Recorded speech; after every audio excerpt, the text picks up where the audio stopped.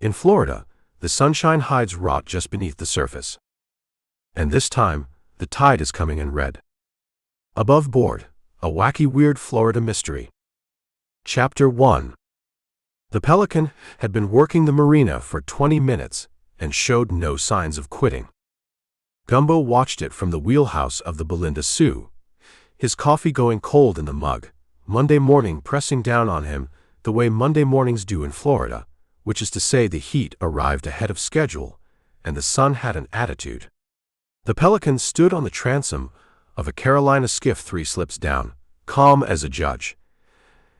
And every time the skiff's owner turned his back, the bird dipped its enormous beak into the live well and came up with something wriggling.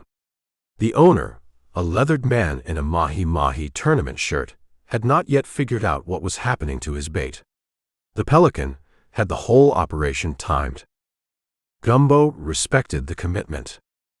He had his own Monday morning operation, such as it was. The Belinda Sioux sat in slip 14 at Cedar Key Marina, a 40-foot houseboat that smelled like low tide and the ghost of someone else's ambitions. The wheelhouse doubled as his office. A folding table held a laptop that took 4 minutes to boot. A cardboard box held his case files, and a corkboard above the porthole held a Florida map with 3 pushpins in it that had no system he could currently recall. His PI license, laminated and slightly warped from the humidity, hung from a finishing nail next to the VHF radio. The license read, Daniel J. Malone, Private Investigator, license number PI 1847302. The photo made him look like a man who had recently received bad news about a car repair. He'd had his hair cut the day before the photo. He did not know why he thought that would help. He checked his bank balance on his phone. He put the phone face down on the table.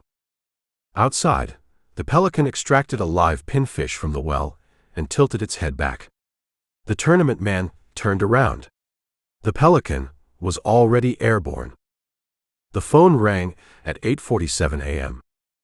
Gumbo looked at it.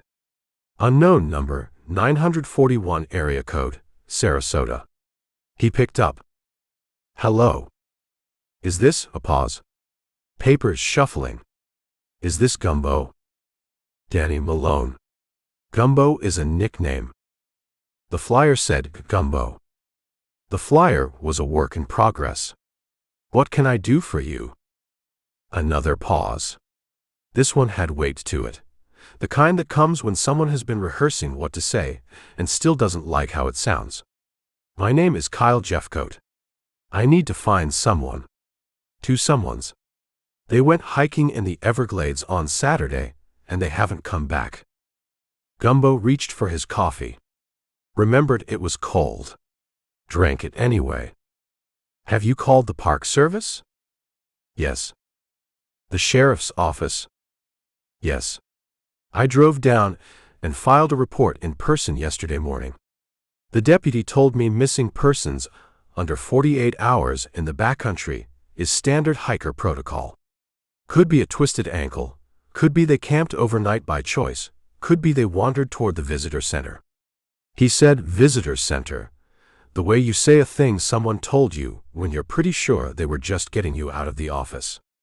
She said to come back Monday if they still hadn't shown up. Today is Monday. Today is Monday, and they're still not back. And Renata is not someone who gets lost. She's a botanist.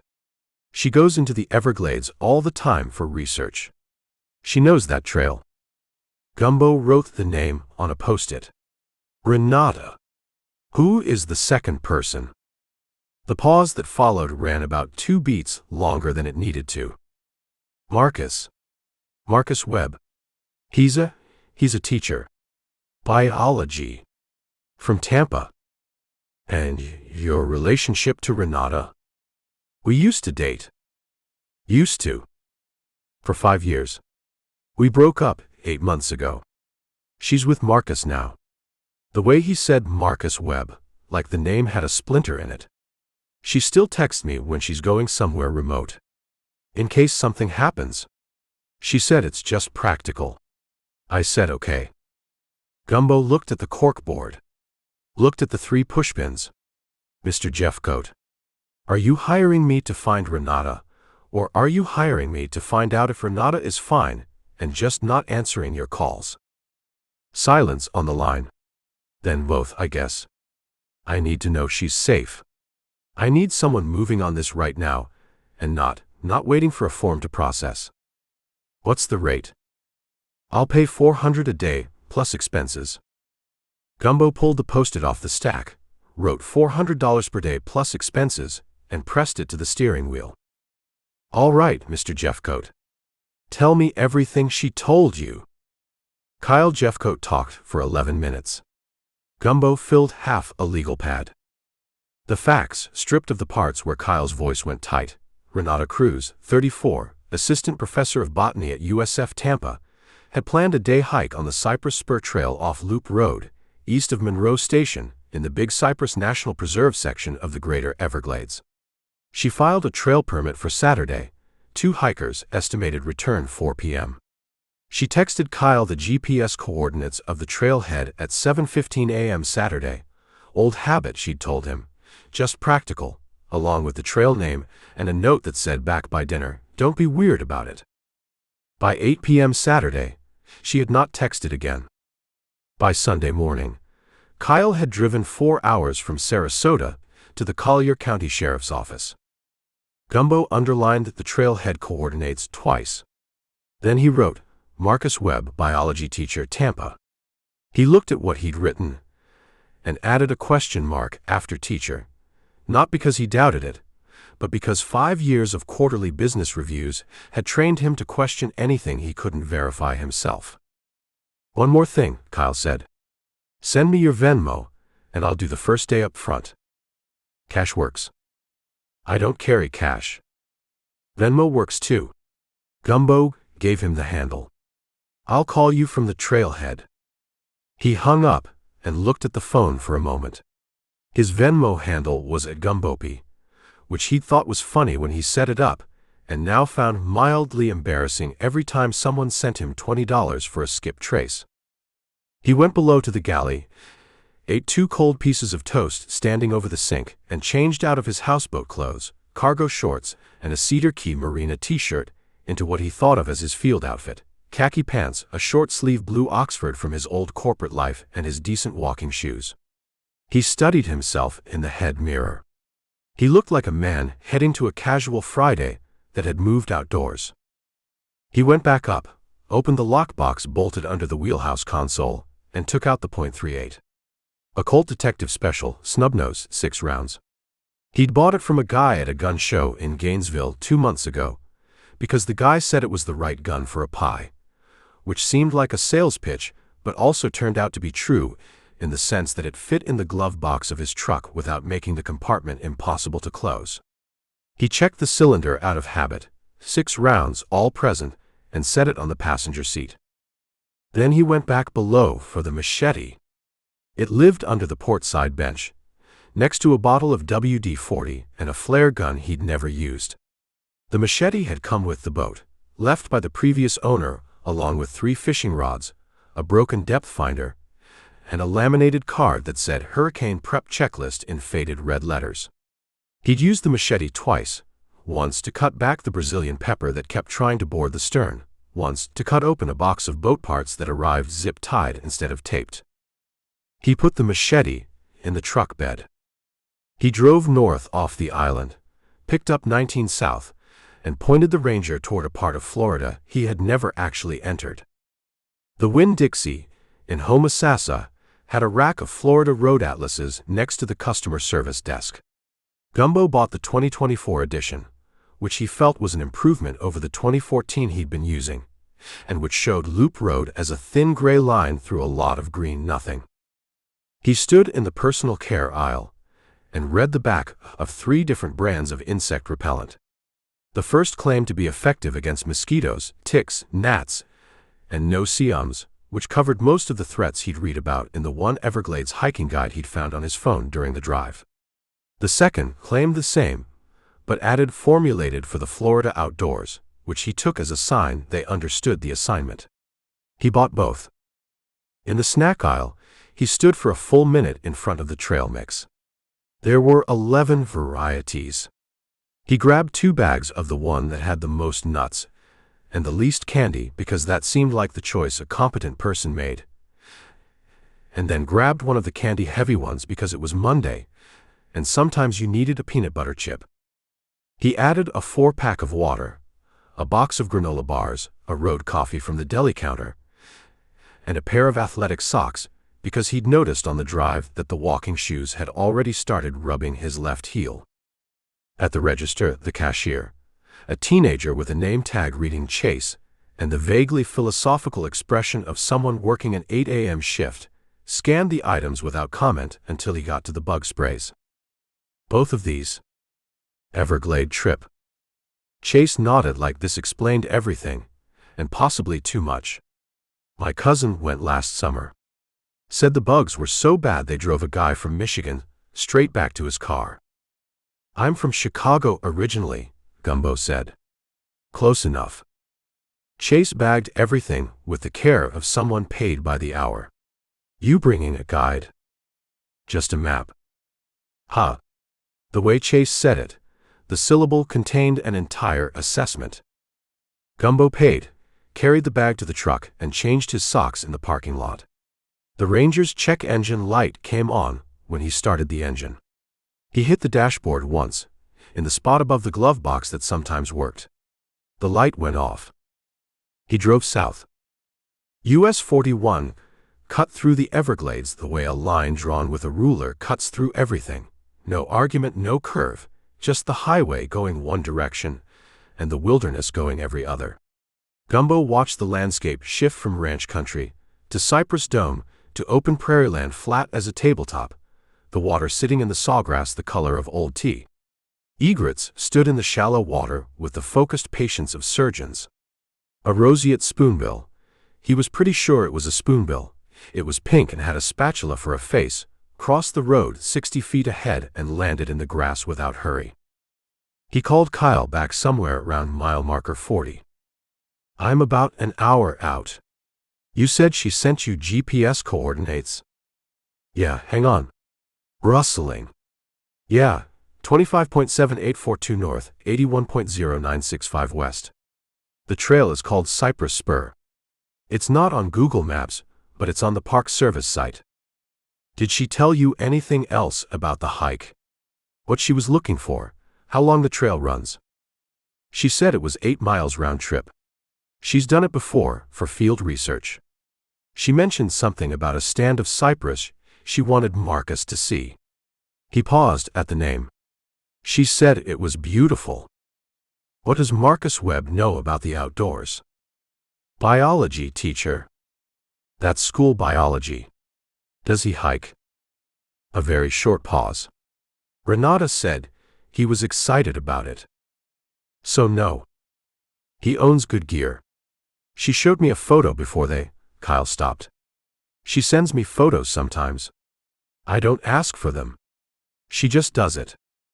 Gumbo had a strong intuition about why Renata still sent Kyle photos, and why Kyle answered her calls, and why he'd driven 4 hours on a Sunday to file a police report in person.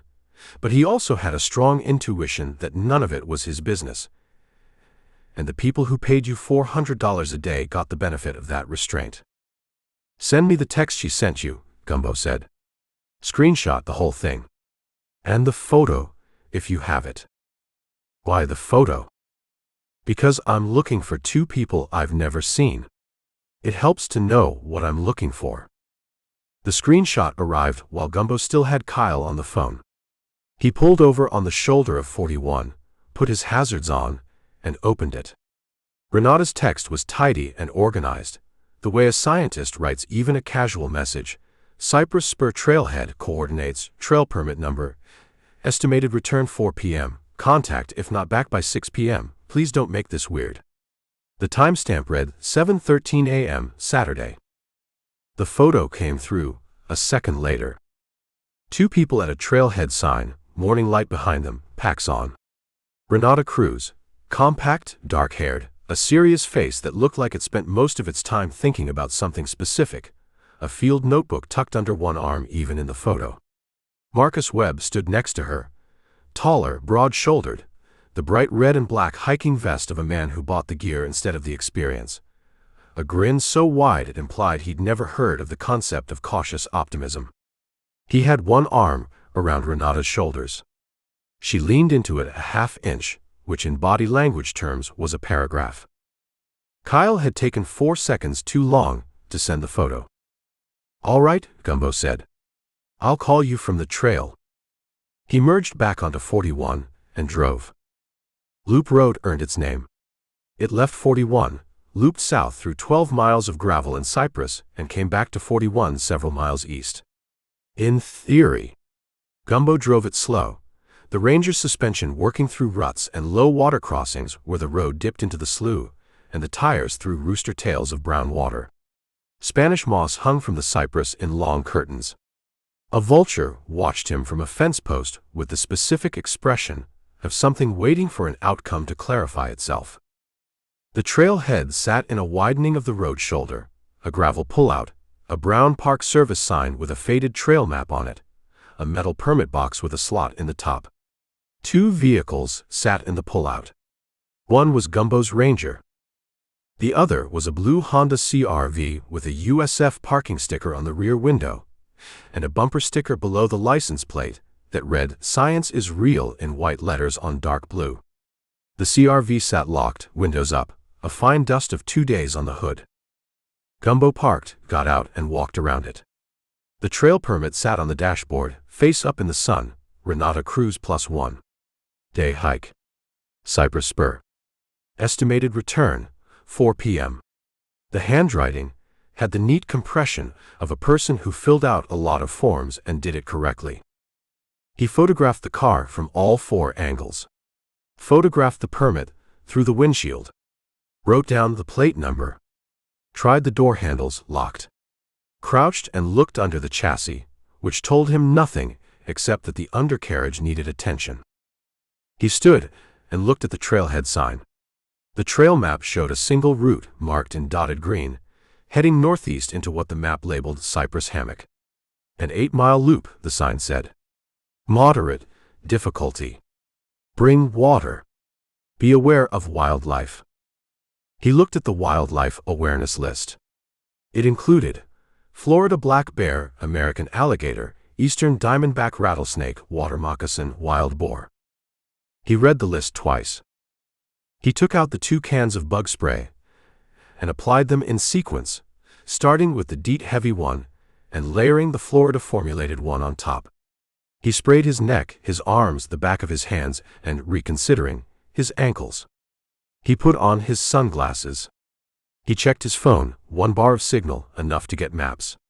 He screen captured the GPS coordinates Kyle had sent and pinned them to his location app. He put the .38 in his right-hand pants pocket, where it made an awkward print against the khaki, and then moved it to the left pocket, which was better but not ideal. The machete he left in the truck. It felt like a statement he wasn't prepared to commit to. He signed the trail permit box with his name, time, and search and retrieval, which he thought sounded more official than finding 2 people for their ex-boyfriend. He checked the time. 11:47 a.m. He walked into the trees. The first 1.5 miles ran smooth. The trail cut through pine flatwoods, the ground dry and sandy underfoot, the path well marked with orange blazes on the trees every 20 yards or so. A Florida trail in decent shape, the kind that felt like a genuine trail instead of a rumor. Gumbo made reasonable time, sweating through his Oxford before the first quarter mile, the bug spray doing its job with mosquitoes but apparently having no effect on the no-see-ums, which were too small and too committed to be deterred by chemistry. He found the first marker at the trail register near the halfway point of the outbound leg, a wooden post with a register box, the kind where hikers sign in.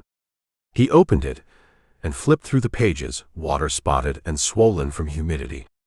Renata Cruise, Saturday, 7:44 a.m., 2 hikers, Cypress Loop, field research. Her handwriting matched the permit. No return signature. The register showed no other parties on the trail since Friday. He photographed the page and kept moving. The flatwoods gave way to cypress strands where the ground went dark and soft, and the water table pushed up through the soil, leaving standing water in depressions and mud that grabbed at his walking shoes with each step. The canopy closed overhead. Spanish moss filtered the light to green and dim. He could hear water moving somewhere to the east, slow and deliberate, and things in the grass that stopped when he stopped and started again when he moved. He did not let himself think about the wildlife list. At the 2-mile mark, the marked trail bent southwest for the return loop. The footprints didn't. 2 sets of tracks in the dark mud, clear as a diagram, one set smaller, the tread pattern of a technical hiking boot, the heel strike light. One set larger, deeper, the tread of something newer that hadn't worn into a particular gait yet. Both sets headed northeast, into the cypress hammock, away from the loop trail. Gumbo crouched over them. The mud had set around the edges, not fresh but not old either. A day and a half, maybe 2 days. Hard to know. He was not a tracker. He'd watched a YouTube video about tracking once during a job that involved a cheating spouse in Gainesville, and that constituted the entirety of his relevant expertise. He looked northeast. The cypress thickened. The light thinned. No orange blazes on any of the trees in that direction. He looked back at the marked trail, bending away southwest. He pulled out his phone. 1 bar, fighting for 2. He checked the GPS pin. The coordinates Kyle had given him, Renata's trailhead coordinates, her standard safety text, were back at the parking area. That was where she started, not where she ended up. He looked at the footprints. He looked at the hammock. 40 feet into the cypress, something moved in the palmetto understory, a single rustle, soft and deliberate, and then went still. Gumbo stood up, put his phone in his shirt pocket, and walked northeast. The orange blazes disappeared behind him in 3 steps. The trail did the same. He kept walking. Chapter 2. The cypress hammock had its own weather. Outside, in the flatwoods, the air moved. In here it sat, thick and close and smelling of sulfur and wet bark, and something older underneath, the particular rot sweetness of standing water that had been standing for a long time. The canopy sealed overhead like a vault. Knees rose from the black water on both sides of the slight ridge Gumbo walked, the cypress knees pale and smooth as old bone, clustered in groups that looked at the wrong angle, like things that had stopped moving just before you turned to look at them. He kept his eyes on the mud. The 2 sets of footprints held northeast, picking a line between the water and the thicker root tangles. Whoever led, and from the stride pattern it looked like the smaller boot went first, knew how to read wet ground. Step on the root, not beside it. Weight the heel back on the soft spots. The bigger prints copied the smaller ones but with more pressure, sinking deeper, the tread sometimes blurring at the edge where he'd shifted his weight to catch his balance. A teacher stepping where a scientist stepped. Gumbo's walking shoes were not built for this terrain. He discovered this at regular intervals. 150 yards in, he found the Cliff Bar wrapper. Chocolate chip, snagged on a palmetto frond at waist height, pressed down the way something presses when a person moves through brush and doesn't stop to watch what they're doing. He left it where it was and kept moving. 20 yards farther, a boot print in a patch of exposed marl, 1 foot deep, the heel half buried, the kind of print you leave when you stop short. Next to it, in the mud, the round dimple of a hiking pole tip. So Renata used poles. She planned. She brought poles on a day hike into ground she'd worked before. He filed that away. Careful people don't get lost by accident. The hammock deepened. The cypress gave way to a mixed hardwood canopy, live oak, red maple, strangler fig wrapping around a dead pop ash in a slow, patient embrace. Bromeliads packed the fork of every branch. Ferns grew from the bark of fallen trees. The whole place ran green and dense and alive in a way that felt less like a nature walk, and more like the nature had opinions about your presence and hadn't decided yet. Then he heard it. Low. Familiar. Coming through the trees from somewhere ahead, and to the right like a signal from another planet, the opening baseline of the chain. Fleetwood Mac. In the Everglades. Gumbo stopped walking. He stood in the middle of the hammock with sweat running down his collar and a water moccasin he'd been pretending not to notice 3 feet to his left, and he listened to the song play out of somewhere in the green dark ahead. Somebody had battery left.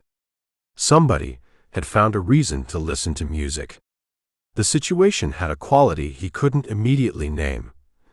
Not dangerous, not fine, somewhere in the swampy middle ground between the two that Florida specialized in. He moved toward the music.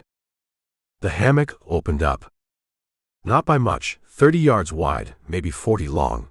A break in the canopy where a long-ago disturbance had brought down a cluster of trees and the light came through in columns.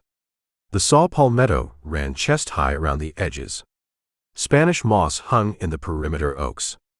And in the center of the clearing, canted at 40 degrees on its port side with one wing folded against a cypress like it had tried to hug the tree on the way down, and the tree had not reciprocated, sat a Cessna Caravan. Or what had been a Cessna Caravan. The fuselage held together. The tail section angled skyward, the right stabilizer intact, the left one crumpled. The forward cockpit windows had gone green with algae. The cowling had separated at the nose, and something had nested in the engine housing, a tangle of sticks and plant fiber visible in the gap. The landing gear on the low side had collapsed entirely, the wheel strut buried in the palmetto root mat. The other gear stood free, pointing at the sky like one leg of a very confused table. But the thing that stopped Gumbo for a full 10 seconds was the tail section. Orchids. A cascade of them, running up the empennage from the horizontal stabilizer to the vertical fin, white and lavender, the flowers no bigger than a thumbnail, growing from root masses attached directly to the aluminum skin. Bromeliads filled the joint where the tail met the fuselage. A small fern had established itself in the crease of the rudder hinge. The plane had been here long enough that the Everglades had started the process of absorbing it, the way the Everglades absorbed everything given sufficient time, slow, systematic, without judgment. The cargo door on the uphill side hung open at 90 degrees. The music came from inside. Gumbo stood at the edge of the clearing and looked at the plane. He looked at the tree line around it. He looked up at the circle of sky through the canopy break. He was considering whether to call out when a figure appeared in the cargo doorway. She had a field notebook in her left hand and a bag of Doritos in her right. Dark hair pulled back, dirt on one knee of her hiking pants, a smear of something green across her forearm that had dried to a crust. She looked at Gumbo the way scientists look at unexpected data, with attention that had not yet made up its mind. "You're not a park ranger," she said. "Danny Malone. I'm a private investigator. Kyle Jeffcoat hired me." Renata Cruz ate a Dorito. She did not look surprised. She looked, if anything, like a woman recalibrating a theory she'd already run several versions of. Kyle hired a private investigator. Yes. Does he know that's excessive? He knows you've been out here since Saturday, and he's aware it's now Monday. She considered this. "Fair," she said. She turned back into the plane. "Marcus. There's a guy." From inside the Cessna, muffled by aluminum and the tail end of a Fleetwood Mac song. "What kind of guy?" "Pie. Kyle sent him." A pause. "Kyle sent a pie." "That's what I just said." Marcus Webb appeared in the cargo doorway behind Renata. He was taller than the photo had suggested, the hiking vest open over a USF t-shirt now gray with 2 days of wear, his hair doing something architectural on the left side that suggested the kind of sleep you get in the back of a cargo plane. He had a foil emergency blanket draped over his shoulders like a cape, the silver mylar catching the clearing light and throwing small coins of reflection into the palmetto. He looked at Gumbo with the open, uncomplicated expression of a man who taught 9th grade biology and approached most new situations as potentially interesting lab results. "Dude," Marcus said, "you want some trail mix?" Gumbo climbed into the plane. The cargo hold ran 8 feet long behind the 4 passenger seats, 2 of which had been removed to accommodate the load. What remained in the hold occupied the space with a kind of organized efficiency that somebody had spent time on. Duffel bags, olive drab and black, vacuum sealed in heavy plastic wrap and stacked 3 deep along the port wall, each one bound with ratchet straps to eye bolts in the floor. Gumbo counted 16 bags without moving any of them. He did not need to open one to know what was in it. The smell told him, a green, dense, compressed smell that the vacuum sealing had slowed but not stopped, the way you can still smell bread through a bakery wall. Against the starboard wall, separated from the duffels and wrapped in a different kind of packaging, packing tape over plastic over what looked like bricks of brown paper, sat a second category of cargo. Smaller in volume, denser in implication. He did not count those. Between the 2 stacks, someone had established what could only be called a campsite. 2 sleeping bags unrolled on top of the duffels. A solar charging brick plugged into nothing useful but sitting in a patch of sunlight that came through the open cargo door. Somebody had figured out the geometry. A first aid kit opened, the contents partially reorganized. 3 MRE pouches empty. An empty water jug. And the portable speaker, a palm-sized Bluetooth unit, sitting on a duffel playing Fleetwood Mac into the Everglades at a volume calibrated for 2 people in a small space. Gumbo stood in the middle of the cargo hold and turned a full slow circle. Marcus sat on the edge of the cargo door with his legs dangling outside, eating trail mix from the bag he'd offered Gumbo, the emergency blanket still around his shoulders.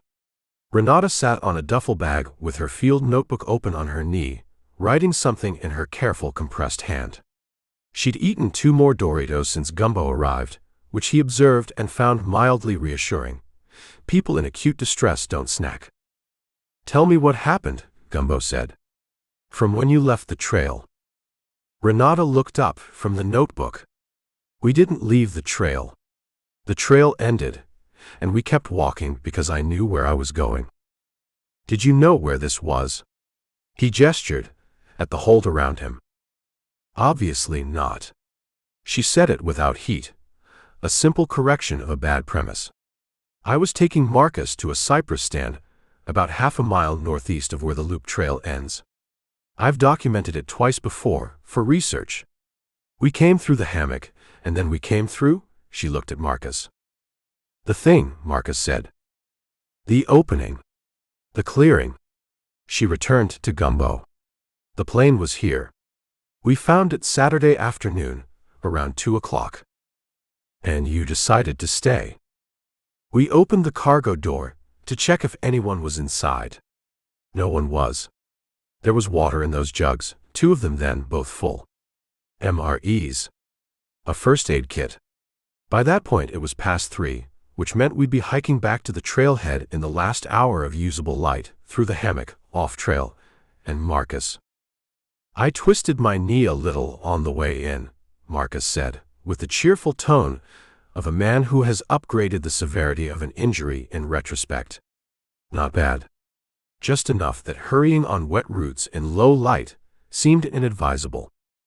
"So we stayed," Renata said. "We slept here. We ate the MREs. In the morning, I reassessed the knee. It was better," Marcus confirmed.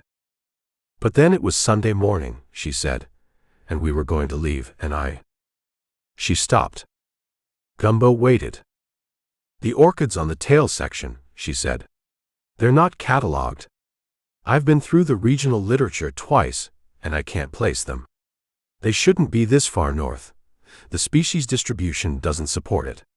I needed to document them properly." "So you stayed Sunday?"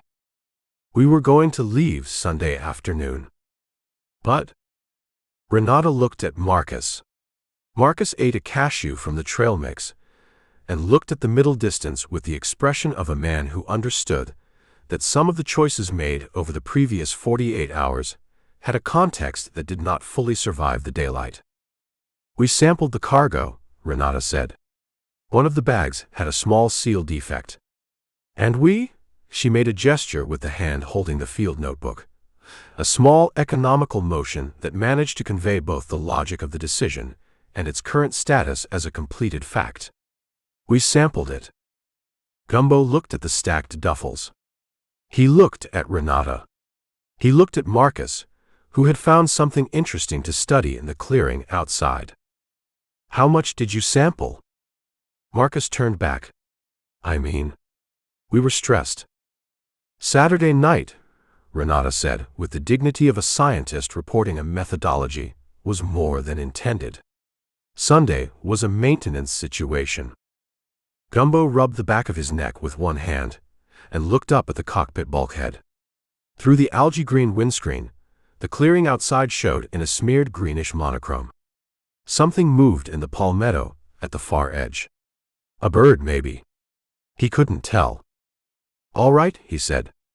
How are you feeling right now? Present, Renata said. If a little reflective, Marcus added. Good enough. Gumbo crouched in front of the starboard wall and looked at the brick packages without touching them. The tape was commercial grade, the plastic underneath it industrial. This was not someone's personal stash.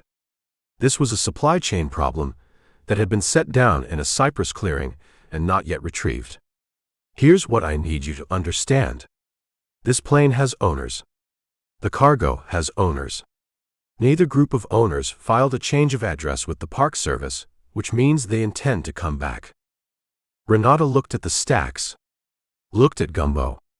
How long has it been here? I don't know. Long enough for the orchids to establish, which you know better than I do. She considered the orchids through the open cargo door. Orchid colonization at that density on a non-organic substrate takes a minimum of 8 months. Probably closer to a year, based on the root mass I documented this morning. She said this the way she'd say anything else in the field notebook, flat, precise, attached to the fact and not the implications. So 8 months to a year, Gumbo said. And nobody has come for it. Until you. Until me. And I'm not the kind of visitor they're expecting. He stood up. The cargo hold felt smaller than it had a minute ago. We need to leave. Right now. Can Marcus walk? I can walk, Marcus said from the cargo door. Good. Get everything you came in with. Leave everything else. He looked at Renata. Nothing from the plane. Not a sample, not a wrapper, not a photograph you haven't already taken. Renata opened her mouth. Not a sample, Gumbo said. She closed the field notebook with a sound that expressed a full range of scientific grievance in a single soft impact. While Renata packed her field bag, and Marcus folded the emergency blankets with the solemn care of a man who had decided that useful tasks would improve his standing, Gumbo stood in the cargo doorway and looked at the clearing. The orchids ran up the tail section in a slow lavender riot. 3 different bromeliads anchored in the wing root junction. A strangler fig had sent a tendril down from the cypress canopy to investigate the cockpit and was in the early stages of making a commitment. The Everglades had commenced digestion. In another few years from the air, you'd see only a slight irregularity in the canopy line, and possibly a glint of aluminum if the sun hit it right. The plane had been here since before anyone started looking for it. Long enough for the people who lost it to either find another way to recoup the loss, or decide the location was too hot to revisit, and let the ecosystem handle the problem. Long enough for both those options to expire, and for someone new to run the numbers and decide a retrieval operation made economic sense. Gumbo didn't know which scenario applied. That was the problem.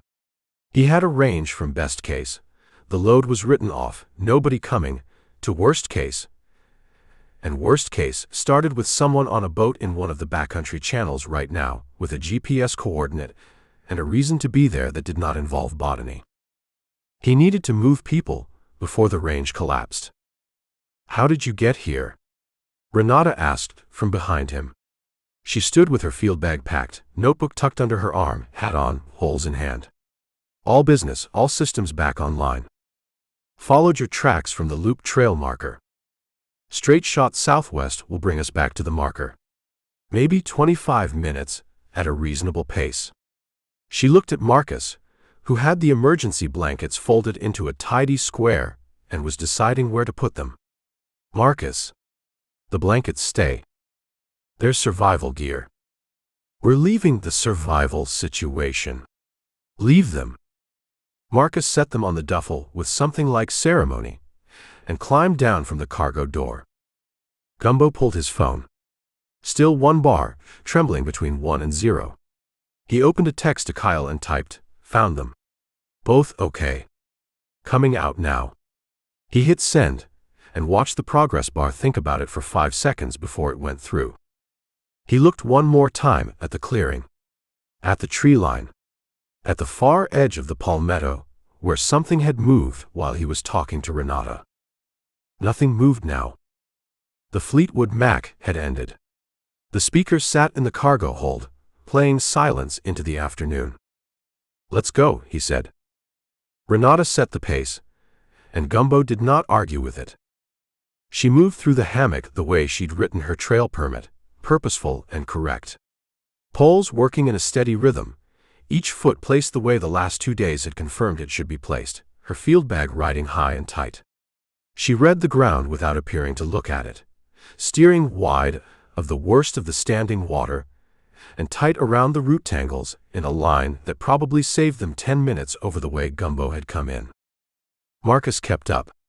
His knee gave him something to think about on the route crossings, but he kept the complaints internal. Gumbo could see them move across his face and then get filed somewhere. A man who taught 15-year-olds how to dissect things, having developed a useful stoicism about discomfort. He'd left the emergency blanket. He still had the vest, which had 17 pockets, 7 of which appeared to contain objects of unspecified purpose. He'd eaten the last of the trail mix before they left the clearing, finishing the bag with the methodical commitment of someone who understood that you ate what you had while you had it. Gumbo walked sweep, 10 feet behind Marcus, eyes moving between the ground and the trees. The hammock did what hammocks do in the afternoon. The light shifted as the sun moved west, the shadows recalibrating, every familiar tree from the inbound leg presenting a different face. He found the boot print he'd stopped at on the way in, the deep one with the hiking pole dimple beside it. They were moving in the right direction. Nobody talked. The hammock encouraged silence, something about the way sound moved in the canopy, absorbed instead of reflected. Their footsteps hit the mud and root mat and went nowhere. The water sat still. Gumbo heard it at the 3/4 mark, when the hardwood mix started thinning back toward the pine flatwoods, and the ground dried under his feet. A boat motor. Not far. North and west, somewhere in the braided water channels that cut through the cypress strands below the hammock. The kind of channels you could run a shallow draft boat through if you knew the water and didn't mind the deadfall. The motor ran at a steady idle, the sound coming and going as the trees blocked and released it. Moving east. Not fast. Moving like it knew where it was going. Renata heard it too. She didn't break stride or look back. She just tightened her pace by a fraction, the poles working a little quicker. Marcus looked at Gumbo over his shoulder. Gumbo shook his head. Not now. Keep moving. They hit the loop trail marker at 2:41 p.m., stepping from mud and root onto the marked trail's sandy edge like coming through a door. The orange blazes ran away in both directions. The trail felt like civilization, which it was not, but the distinction fell apart under pressure. Renata stopped and turned. She'd broken a sweat on the back half, a dark V down her shirt collar, strands of hair at her temples, but her breathing had the easy depth of someone who worked outdoors for a living.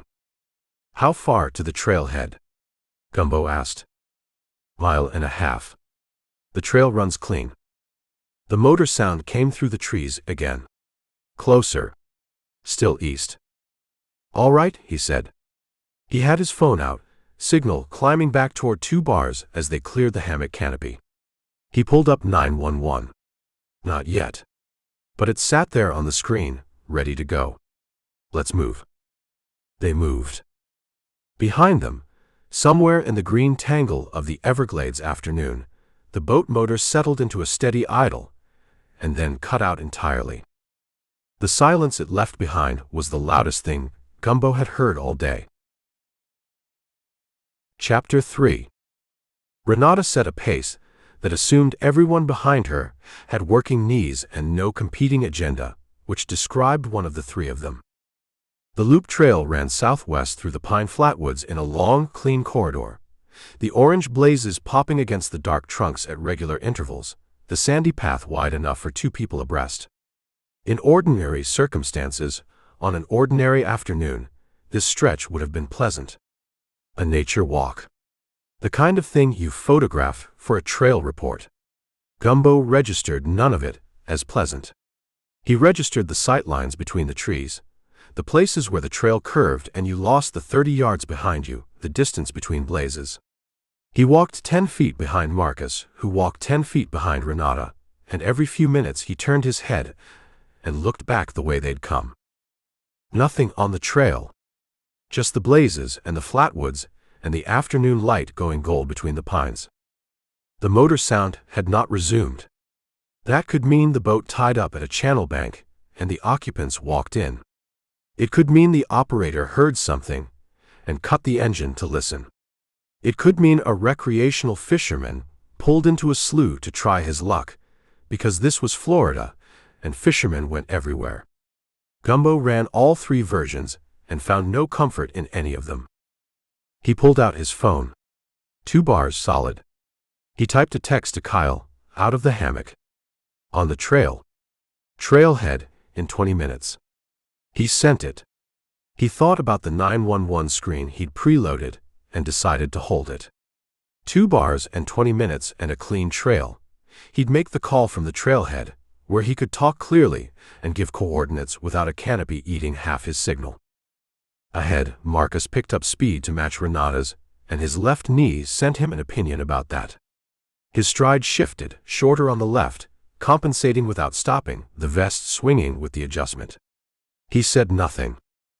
The trail curved west around a stand of cabbage palms and straightened, and the trailhead sign appeared at the far end like a destination presenting itself on schedule. Then Marcus stepped wrong. It happened at the base of an exposed root that crossed the trail at ankle height, the kind of route that's invisible at normal walking pace because your eyes are set for obstacles at knee level and above. Marcus's right foot caught it, his weight already forward, and he went down on his left knee with a controlled crunch that sounded worse than it was but was still bad enough to stop everyone. "Stay down," Renata said. She was beside him in 4 steps, crouching, her hands moving to his left knee with the efficient assessment of someone who'd done field first aid before. "Bend it for me." Slow. Marcus bent it. His jaw set. He bent it farther, and the jaw set harder. "Not the knee," he said. "The ankle. The right one." He tried to catch himself on the right foot when the left knee protested, and the root had taken the ankle instead. Renata moved to the right ankle. Gumbo stood 6 feet back on the trail, looking past them at the curve they'd come around, then forward at the trailhead sign. 1/4 mile. Maybe less. "Does it bear weight?" Renata asked. Marcus put his right foot flat on the ground and pushed. He stood. He took 1 step. "Yeah." He took a second. "Yeah, it's okay. It's a turn, not a break."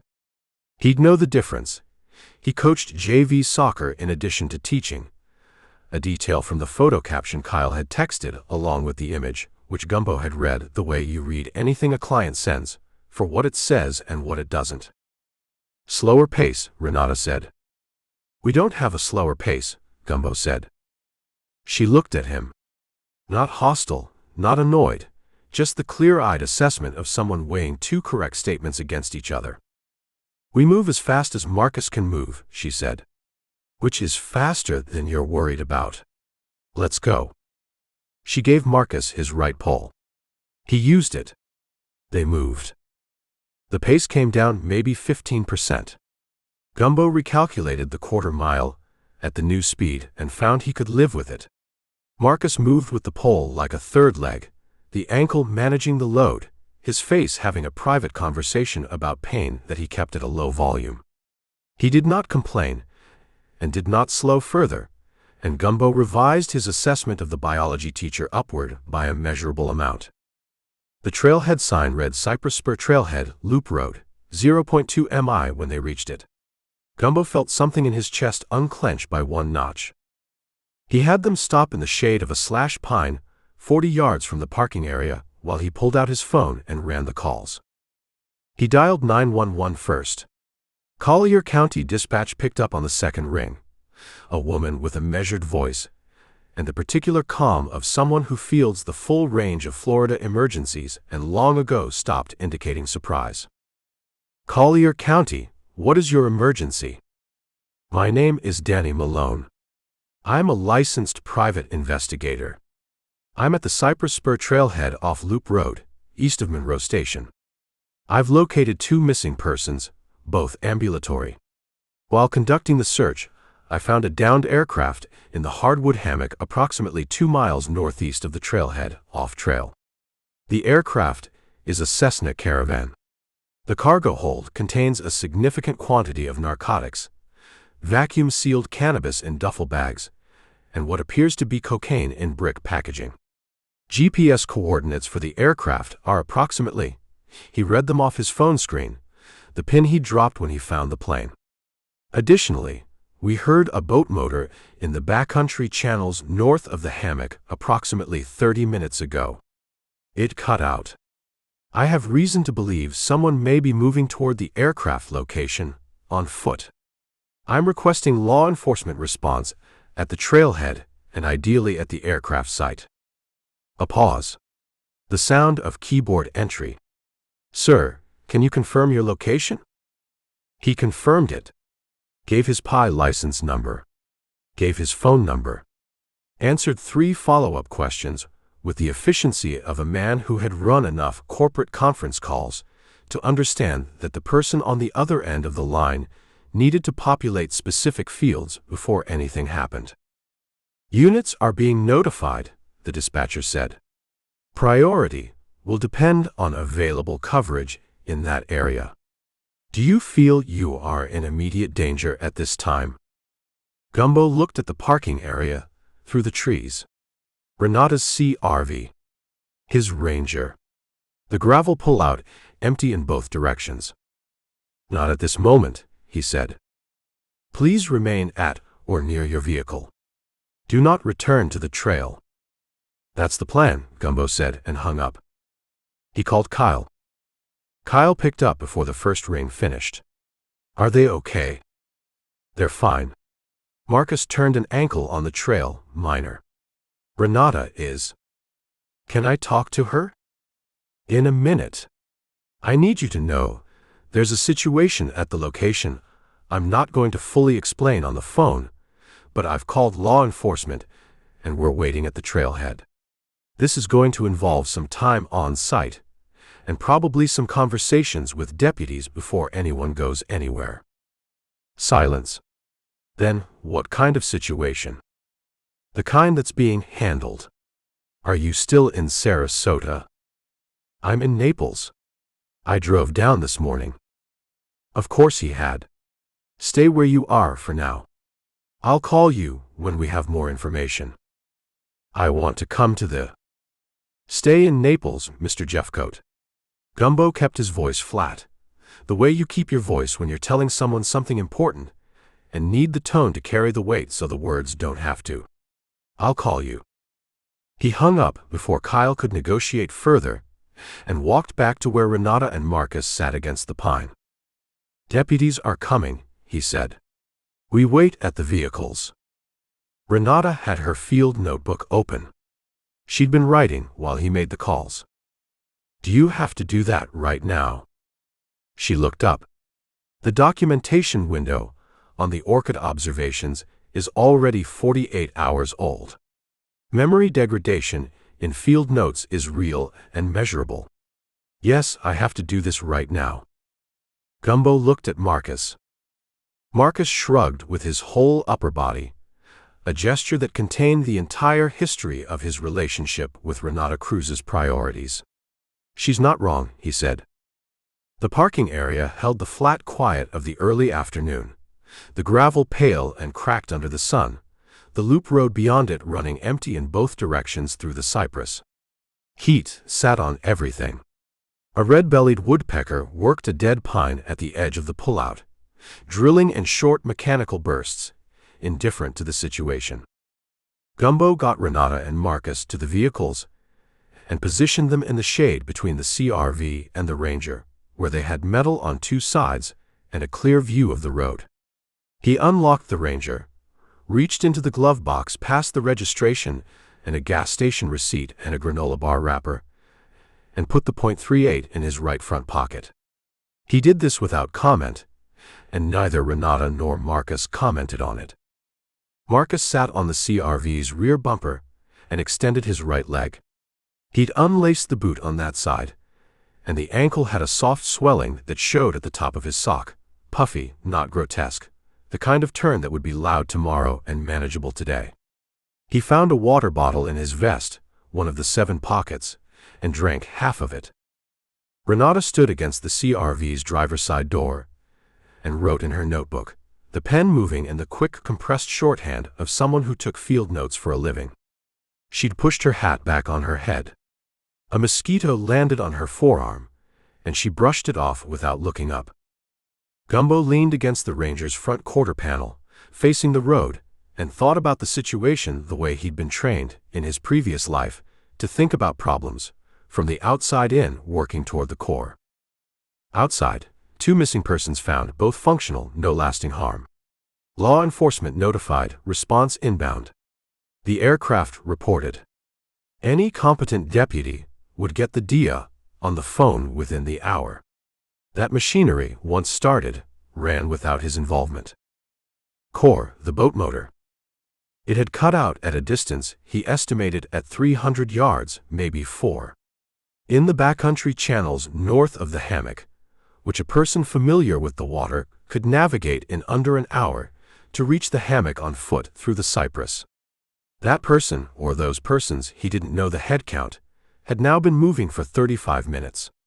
They either knew about the plane's visitors, in which case they were moving with purpose, or they didn't, in which case they'd find the cleared campsite, the empty MRE pouches, the folded emergency blankets on top of the duffels, and draw the only reasonable conclusion. Either way, the outcome eventually reached this parking area. He'd been in situations at his previous employer that people called high pressure, which at the time had seemed accurate. A product recall in 4 markets simultaneously. A warehouse fire 2 weeks before the fiscal year closed. The quarterly when the CFO had the number wrong, and nobody caught it until the board meeting. He'd learned in those rooms that pressure had a useful quality. It eliminated everything that didn't matter and left only the thing you needed to do next. What he needed to do next was stay in this parking area, keep 2 people calm and stationary, and wait for a deputy to arrive before anyone else did. He checked the time. 3:18 p.m. He looked down the road. Empty. He looked the other way. Empty. He settled against the quarter panel and listened to the woodpecker work the dead pine. Marcus finished his water. Renata turned a page in the field notebook and kept writing. The afternoon held its shape. Then Marcus said conversationally, "Someone's coming." It came from the east, which was the wrong direction for a sheriff's deputy responding from Naples. A black Chevrolet Suburban, current generation. No plates visible at this distance.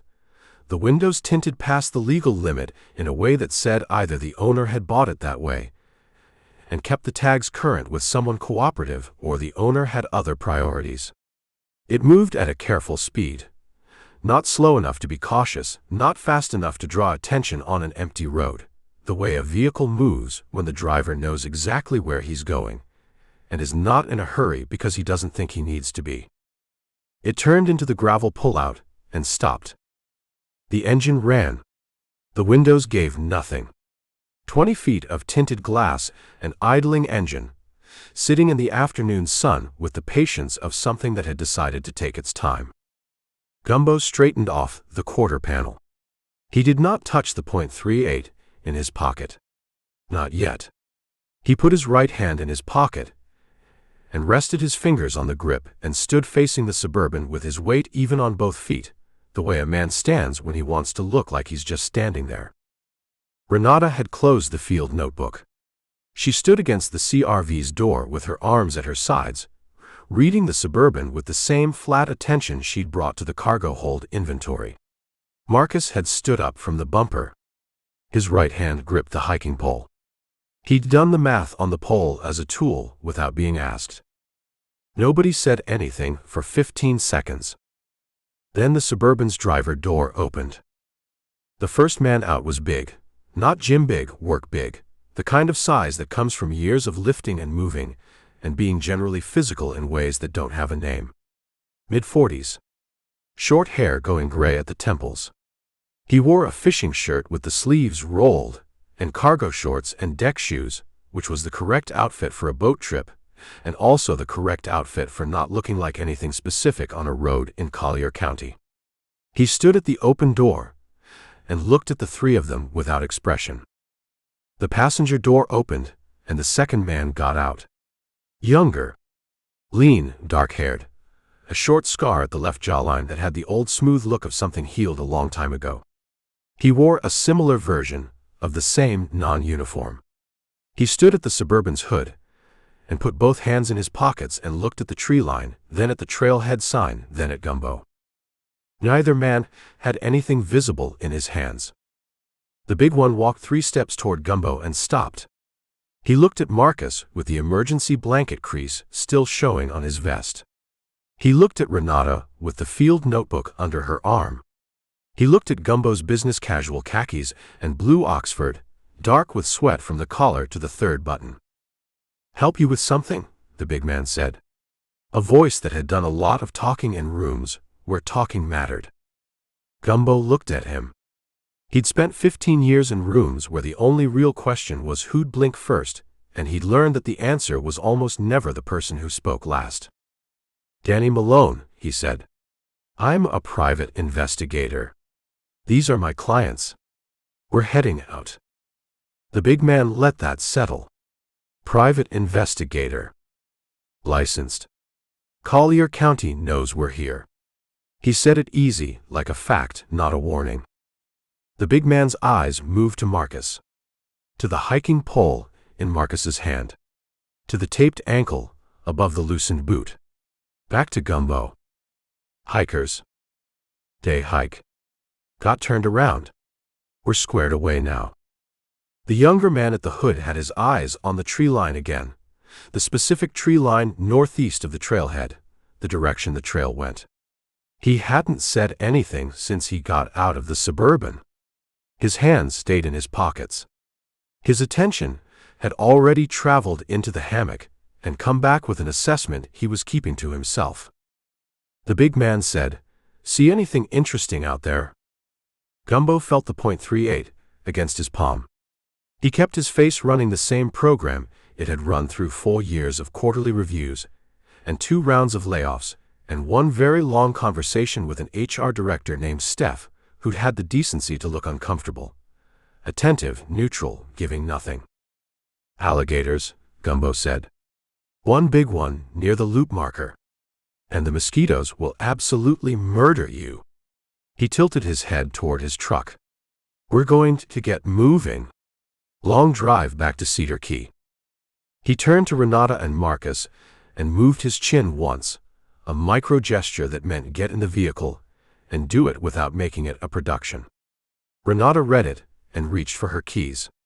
Marcus took 2 steps toward the Ranger's passenger door. The big man said, "Hold on." Not loud. Not a threat.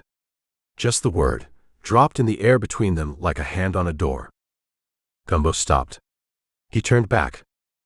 The big man looked at him with the steady patience of someone who had navigated situations like this before, and understood that the next 30 seconds would establish the shape of everything that followed. He looked at the trailhead sign. He looked at the CRV with the USF parking sticker. He looked at Gumbo. Then his phone buzzed. He pulled it from his shirt pocket without looking away from Gumbo, and read the screen, and something shifted in his face, not much, not in a way you'd catch if you weren't watching, and he put the phone back. The younger man at the hood had seen it too. He'd stopped looking at the tree line. Gumbo's phone rang in his shirt pocket. He didn't move for it. Not with both men looking at him. Not right now.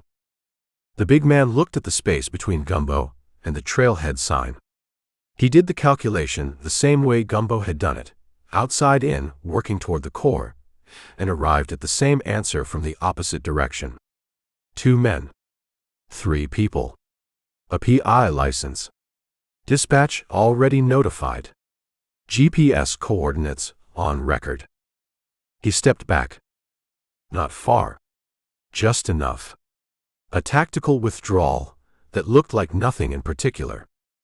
"You have a good afternoon," the big man said. Gumbo pulled his phone.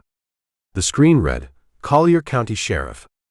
He held it up so both men could see the caller ID without reading it themselves, and then he answered it. "Malone."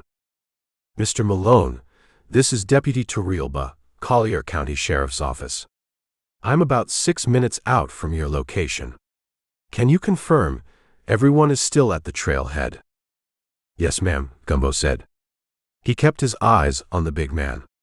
"All present.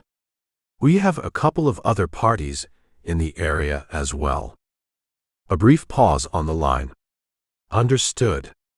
Stay on with me." The big man heard enough of that to hear what mattered. He looked at Gumbo. He looked at the Suburban. He made no sudden movements and no dramatic exits. He walked back to the driver door with the unhurried competence of a man who specialized in not being remembered, and got in. The younger man got in the passenger side. The Suburban did not leave. The engine idled. The tinted windows gave nothing.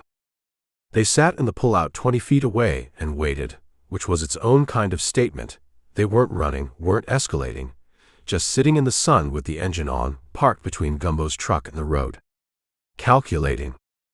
Gumbo kept Torrealba on the line, and kept his hand in his right pocket, and watched the Suburban side mirror, where a reduced and fisheye version of himself stood in the afternoon heat next to a Ford Ranger, waiting for the sound of a cruiser on Loop Road. It came 4 minutes later. Lights first, the blue and red strobing through the cypress at the road's bend, then the car itself. A white Collier County Sheriff's cruiser moving fast and slowing into the pullout at an angle that put its nose between the Suburban and the road's exit, which was either deliberate or the best piece of accidental parking Gumbo had ever witnessed. He voted deliberate. Chapter 4. Deputy Luisa Torrealba got out of the cruiser with her left hand already up, palm out, in a gesture that covered all parties simultaneously, and committed to nothing. She was mid-30s, brown-skinned, hair pinned back under the deputy's hat, the tan uniform crisp in a way that suggested she'd put on a fresh one for this call. Short. The kind of short that made taller people misjudge her reach. She swept the parking area with one long read, left to right, Gumbo at the Ranger's front quarter panel, phone in hand. Renata and Marcus in the shade of the CR versus the Suburban sitting 20 feet away with its engine still running, and 2 shapes visible through the windshield, which was all the tinting allowed. She rested her right hand on her belt, not on the holster, just near it, and walked 3 steps toward the center of the pullout. "Mr. Malone." "That's me." "Those your clients?" "Yes, ma'am. Renata Cruz and Marcus Webb. The ones I called in." Torrealba gave Marcus the 2 seconds his silver-creased vest and wrapped ankle required, then moved her attention to the Suburban. "And those? They arrived after us. They haven't identified themselves." "Have they been on the trail?" "Not that I saw. They came from the east." That got a blink. Deputies responding from Naples came from the west. Both of them knew it. Torrealba crossed toward the Suburban, and Gumbo watched her go. Back straight, no hurry, moving across the gravel with the practiced economy of someone who understood that running toward an unknown vehicle was a choice with consequences. She stopped at the driver's window, tapped it twice with 2 knuckles. The window came down 4 inches. Gumbo couldn't hear the exchange from where he stood, but he read the body language the way he'd read rooms full of people with competing agendas for 15 years. Torrealba straight-backed and close to the door.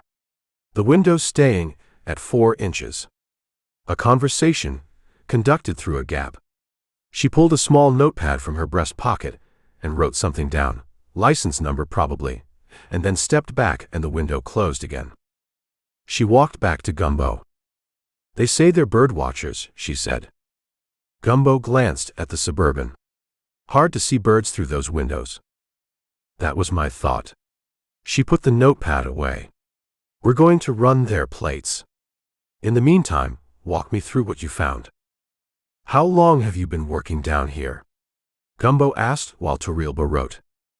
"Collier County." 8 years. "Why?" "Just wondering if the coordinates I gave dispatch mean anything to you." "The channel system northwest of that hammock." Torrealba stopped writing and gave him a direct reading, the first one she'd spent real time on. "Why would they?" "Because there was a boat in those channels about 40 minutes before you arrived, running east toward the hammock. Cut the engine and didn't start it again while we were on the trail." A beat. She wrote something new on the pad.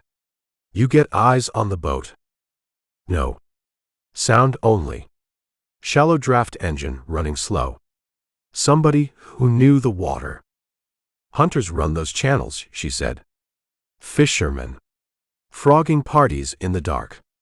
She said it even, not dismissing the point, just placing it in its full context. "Also other people." "Also other people," Gumbo agreed. She finished the note and closed the pad. "Tell me about the aircraft. Everything you saw, in order. Don't interpret, just describe." He told her. He'd been a VP of regional logistics for 11 years. Describing the contents, dimensions, and organization of a cargo space in plain language without editorializing was a skill he'd sharpened on conference calls and in warehouse walkthroughs and across 100 shipping manifests, and it served him now. He went through the aircraft condition, the cargo hold configuration, the 2 categories of payload, the quantities as best he'd estimated them without handling anything. He described the camping setup, the MRE count, the solar charger, the state of the cockpit. He told her about the orchids on the tail section and the bromeliads in the wing root, because a botanist on site had told him they indicated a timeline of 8 months minimum, and Torrealba would want that. She wrote steadily throughout. Good handwriting, tight, no flourishes, the same print you'd use if you knew someone else might need to read it fast. When he finished, she said, "Did you or your clients handle any of the cargo?" Gumbo paused for precisely the length of time a man pauses when he is deciding how much precision the question requires. "I didn't. My clients had been on site since Saturday afternoon. There's a seal defect on one of the cannabis packages." Torrealba's pen stopped. She waited. "They described a certain amount of incidental contact with the contents," Gumbo said. "Saturday night, primarily. They were stressed, and it was available. I'm giving you the full picture." Torrealba turned her head toward Marcus and Renata, who stood by the CRV in the postures of 2 people who knew they were being discussed and had arranged themselves into their most responsible-looking configurations. Marcus had taken off the vest and folded it over his arm. Renata had closed the field notebook and held it at her side instead of under her arm, which was roughly the equivalent of putting the evidence away. "How impaired are they right now?" "Renata is sharp. Marcus is present, but operating on 2 days of MREs and about 4 hours of sleep in a cargo hold. Physically he's fine, except the ankle." Torrealba made a sound that was not quite a sigh and not quite a laugh, and lived somewhere in the range of a person who has worked rural Florida for 8 years and regularly confronts the gap between what people plan and what actually happens to them. All right. She clicked her pen closed. I'm going to talk to your clients. You stay close. Understood. She started toward the CR versus stopped. Turned back. The pie license. Can I photograph it? Gumbo pulled his wallet and produced the laminated card. Torrealba held it up, read the front, read the back, photographed it with her phone with the same even attention she'd given everything else, and handed it back without comment on the photo. Gumbo put it away before she could reconsider. Renata talked to Torrealba the way Renata apparently did everything, methodically with sourced evidence. She opened the field notebook and walked Torrealba through it page by page. Saturday's entry, which covered trail conditions, GPS waypoints, the discovery of the clearing and the aircraft, an initial species inventory of the orchids on the fuselage, and a measured diagram of the cargo hold with approximate dimensions, and a rough count of the duffel bags rendered in a neat pencil sketch that would have served as exhibit material in any proceeding. Sunday's entry covered the orchid documentation in serious depth. 3 pages of morphological description, a hand-drawn illustration of the flower structure labeled with the parts in Latin, and a note at the bottom in a slightly different pen that said Saturday night, not field sharp. Monday notes should be treated as primary. Torrealba read that last line twice. This is thorough, she said, meaning the notebook. Field documentation is the work, Renata said. The observation is just the beginning. She said it without pride, the way you state a professional principle you've held for long enough that it stopped feeling like a principle and became just how you think. Marcus's statement ran shorter and lived in a different register entirely. He sat on the CRV's bumper with the vest back on now. The sun had moved, and the shade went with it. And he walked Torrealba through his end of the weekend with the earnest cooperation of a man who coached teenagers and had long ago accepted that the truth, stated plainly and without embellishment, was almost always less trouble than the alternative. Yes, they'd found the plane. Yes, they'd stayed overnight. Yes, the cargo was there when they arrived. No, they hadn't moved any of it. The seal defect on the cannabis bag, he pointed to the approximate location in Renata's cargo sketch, had been visible without disturbing anything. Saturday night, they'd made a decision that, in retrospect, he acknowledged was not the decision a person would make with full information about their situation. He said full information carefully, the way you use a phrase when you want to imply several things at once without itemizing them. Torrealba let it stand. The boat motor, she said. Did either of you hear it? Renata, yes. Northwest in the channels, about 45 minutes before we reached the trailhead. Running east. Marcus, I heard something. I thought it was a swamp buggy. Renata, it was a boat. Marcus to Torrealba, it was a boat.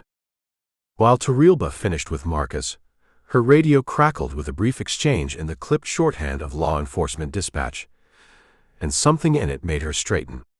She answered in the same shorthand, 2 codes and a confirmation, and then she turned and walked back across the pullout toward the Suburban. Gumbo watched from the Ranger's side. The Suburban's window came down again. Same 4 inches. Torrealba spoke. The window stayed at 4 inches for a long moment. Then it went down all the way, and Torrealba took a step back, and both front doors opened. The big man got out first. In the parking lot light, away from the tinted windows and the idling engine, he read differently than he had during the standoff. Older than Gumbo had clocked him, probably early 50s, the gray at his temples more extensive than it looked through the windshield. A jaw like a shelf.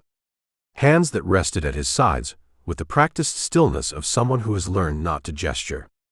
He wore a thin gold chain at his collar that caught the sun once and then disappeared under the fishing shirt's open neck. The younger man came around from the passenger side and stood at the hood. Up close his face was harder than the lean frame suggested. The scar at the jawline ran from just below the ear to the chin, a clean line, surgical or something that had been carefully stitched. He kept 3 feet of distance from his partner and watched Torrealba without giving her anything to read. "Mr. Devaney," Torrealba said to the big man, "there's an outstanding warrant in Broward County. Failure to appear. January court date." Devaney absorbed this without shifting weight, his expression doing nothing more dramatic than tightening slightly around the eyes. A man running a rapid calculation on all the angles, finding each one closed, and arriving at the conclusion that the math had turned in a direction he couldn't walk back. "That's a misunderstanding," he said. "That's what they all are," Torrealba said pleasantly.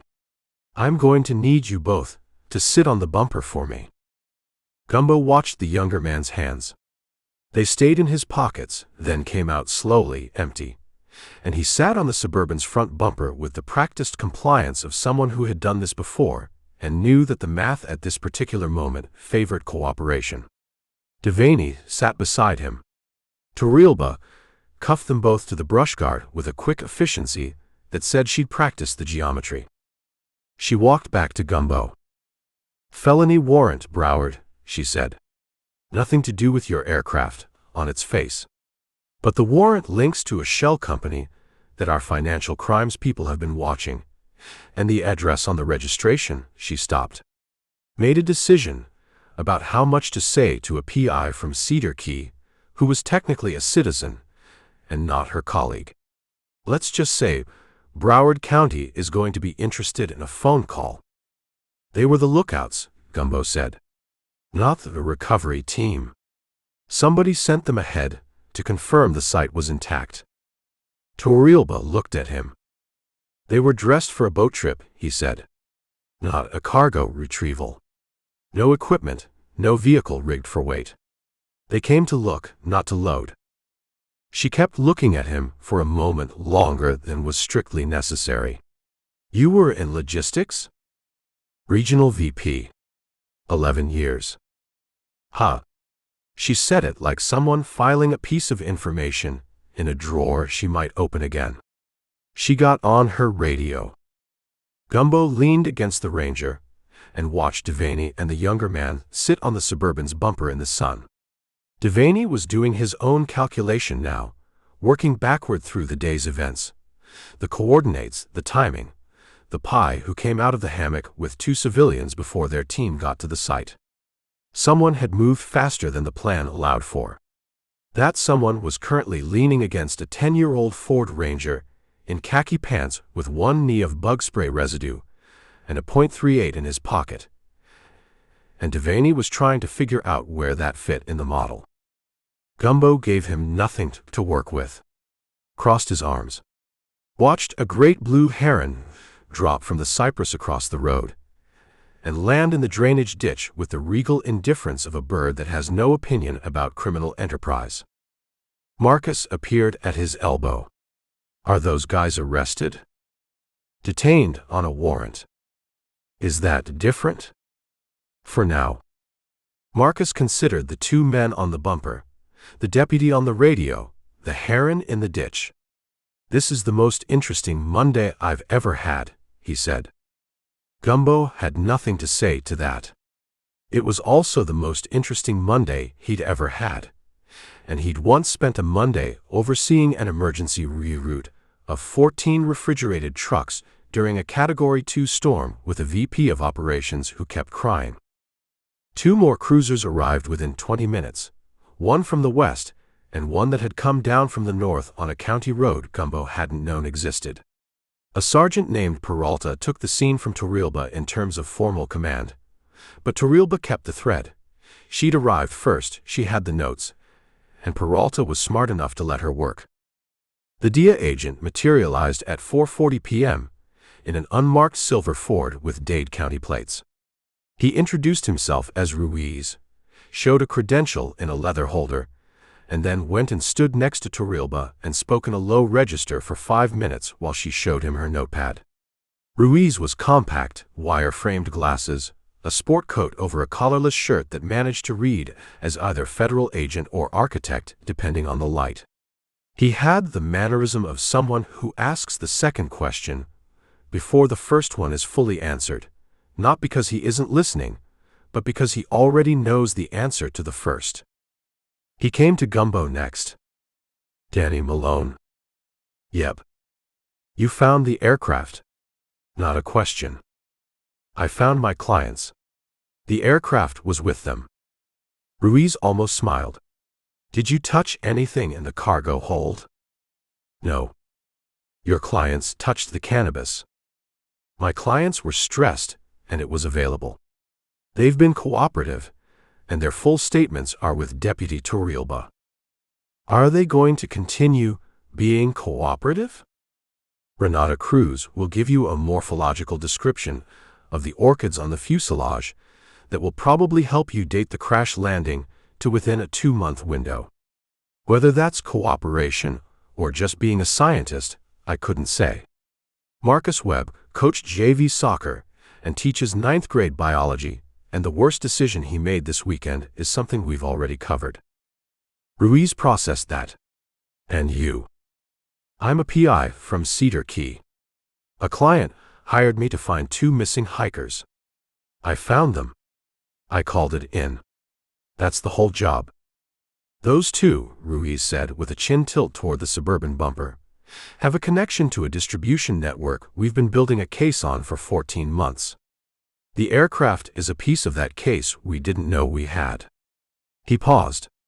You understand this gets complicated. I understand it gets complicated for someone, Gumbo said. For me, it's a $400 a day job that found what it was looking for. Ruiz took his glasses off and cleaned them on his shirt in a way that meant he was deciding something. Glasses back on. Stick around for another hour. I may need you to walk one of my people through the site location. From the trailhead? From the trailhead. All right. Ruiz moved back toward Torrealba. The sun dropped another notch, and the cypress threw long shadows across Loop Road. From somewhere in the hammock, a barred owl called, mid-afternoon, which owls didn't normally do, but this was Florida, and the wildlife ignored the schedule along with everything else. Gumbo sat on the Ranger's hood and thought about what Ruiz had said. 14 months building a case. The aircraft 8 months to a year in the hammock. The arithmetic said the plane went down before the investigation started, which meant whoever owned the load had been operating without it, absorbing the loss, waiting for a clean moment to recover what the cypress had been slowly eating. 14 months of that. Devaney and the younger man were scouts, not movers, sent to confirm the site before committing a recovery team to the logistics. And somebody had sent them today, Monday, which meant somebody had gotten new information today, or over the weekend, that made today the right moment. Gumbo thought about what new information had entered the situation over the weekend. Renata's text. The coordinates. The permit. He thought about the trail register at the halfway point. The sign-in box at the trailhead with its slotted lid. Both of them out in the open, accessible to anyone who came through. Somebody had eyes on that trailhead. Not Devaney, he arrived after. Before. Someone who saw the CRV, read the permit through the windshield, ran the name, and made a phone call. He filed that thought in the back of the drawer and didn't say it out loud. Ruiz was working 14 months of case. Ruiz didn't need a PI from Cedar Key connecting dots in his parking lot. Kyle Jeffcoat drove up at 5:15 p.m. in a Sarasota paddleboard company truck that he'd bought because it was practical for racks and had kept because it suited the version of himself he was currently running. He got out fast and covered the ground to Renata in 8 strides, and the 8 strides told Gumbo everything he'd inferred from the 2 long pauses on the phone calls. Renata's expression when she saw him coming was not the expression of a woman who had cleanly moved on. It was the expression of a woman who had moved on and built a solid structure on that decision, and now had to stand next to the structure while someone knocked on the door. She let Kyle put his hands on her shoulders and confirm she was physically intact. She gave him that much. Then she took a half step back. Marcus crossed from the ranger's side of the pullout with his hand out. Marcus Webb. Kyle took the hand. Kyle Jeffcoat. Two men shaking hands in a gravel pullout in Collier County, both of them understanding exactly what the handshake was doing, and doing it anyway because adulthood occasionally required it. "I'm glad she's okay," Kyle said. "Me too," Marcus said with the straightforwardness of a biology teacher who had decided that sincerity was less exhausting than subtext. Kyle let the handshake end and turned to Gumbo. "Thank you," he said. He meant it. It came out plain, no ceremony, the way gratitude sounds when it's not performing. "All part of the 400 a day," Gumbo said. "Plus expenses." "Plus expenses." Kyle dug a phone from his pocket. "I'll Venmo you the remainder right now." "Cash is fine." "I still don't carry cash." "The Venmo works." Torrealba came over while Kyle was on his phone and took his information, name, address, relationship to the missing persons when he'd last had contact. Kyle answered everything directly and without the strain he'd put on the phone calls with Gumbo, which confirmed what the drive from Naples confirmed. Whatever Kyle Jeffcoat needed to know, he'd driven 4 hours in each direction to find out, and he'd found out. And now he could close the loop and go back to being a paddleboard rental operator who carried complicated feelings about a botanist. Gumbo sat on the ranger's hood and watched Peralta tape the trailhead sign with yellow scene tape while 2 deputies walked the first 100 yards of the cypress spur with headlamps clipped to their belts, getting oriented before the light went. Ruiz stood at the cruiser's hood with a topographical map open and a finger tracing the channel system northwest of the hammock. Devaney and the younger man sat on the Suburban's bumper in zip cuffs now, saying nothing to each other, which was its own kind of discipline, 2 people who'd worked together long enough to know that talking in front of law enforcement in a parking lot was a donation to the other side. None of this was finished. Gumbo understood that with the clarity of a man who had run enough project timelines to recognize when a deliverable had been met and the project itself had years left to run. The aircraft would get recovered tomorrow, or in a week, with a forensics team and an evidence manifest and photographs that would enter a federal case file. The 2 men on the bumper would get processed on the warrant, and whatever came out of the vehicle search and the phone records, and that would take however long it took. The network Ruiz had been building for 14 months would grow a new branch. What was finished?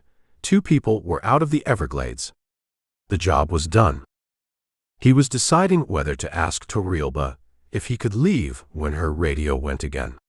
She answered it standing 10 feet away, and her voice, which had run at a measured professional level for the past 90 minutes, dropped half a register. Not alarmed. Something sharper than that. Focused. She clicked off and turned to Peralta. "Boat just came out of the channel system west of the 41 bridge. Airboat operator called it in. 2 men, John boat with a pole motor, tied up at the old fishing camp off the Cypress Strand. On foot now, moving east. Moving east. Toward the hammock." Peralta was already on his radio.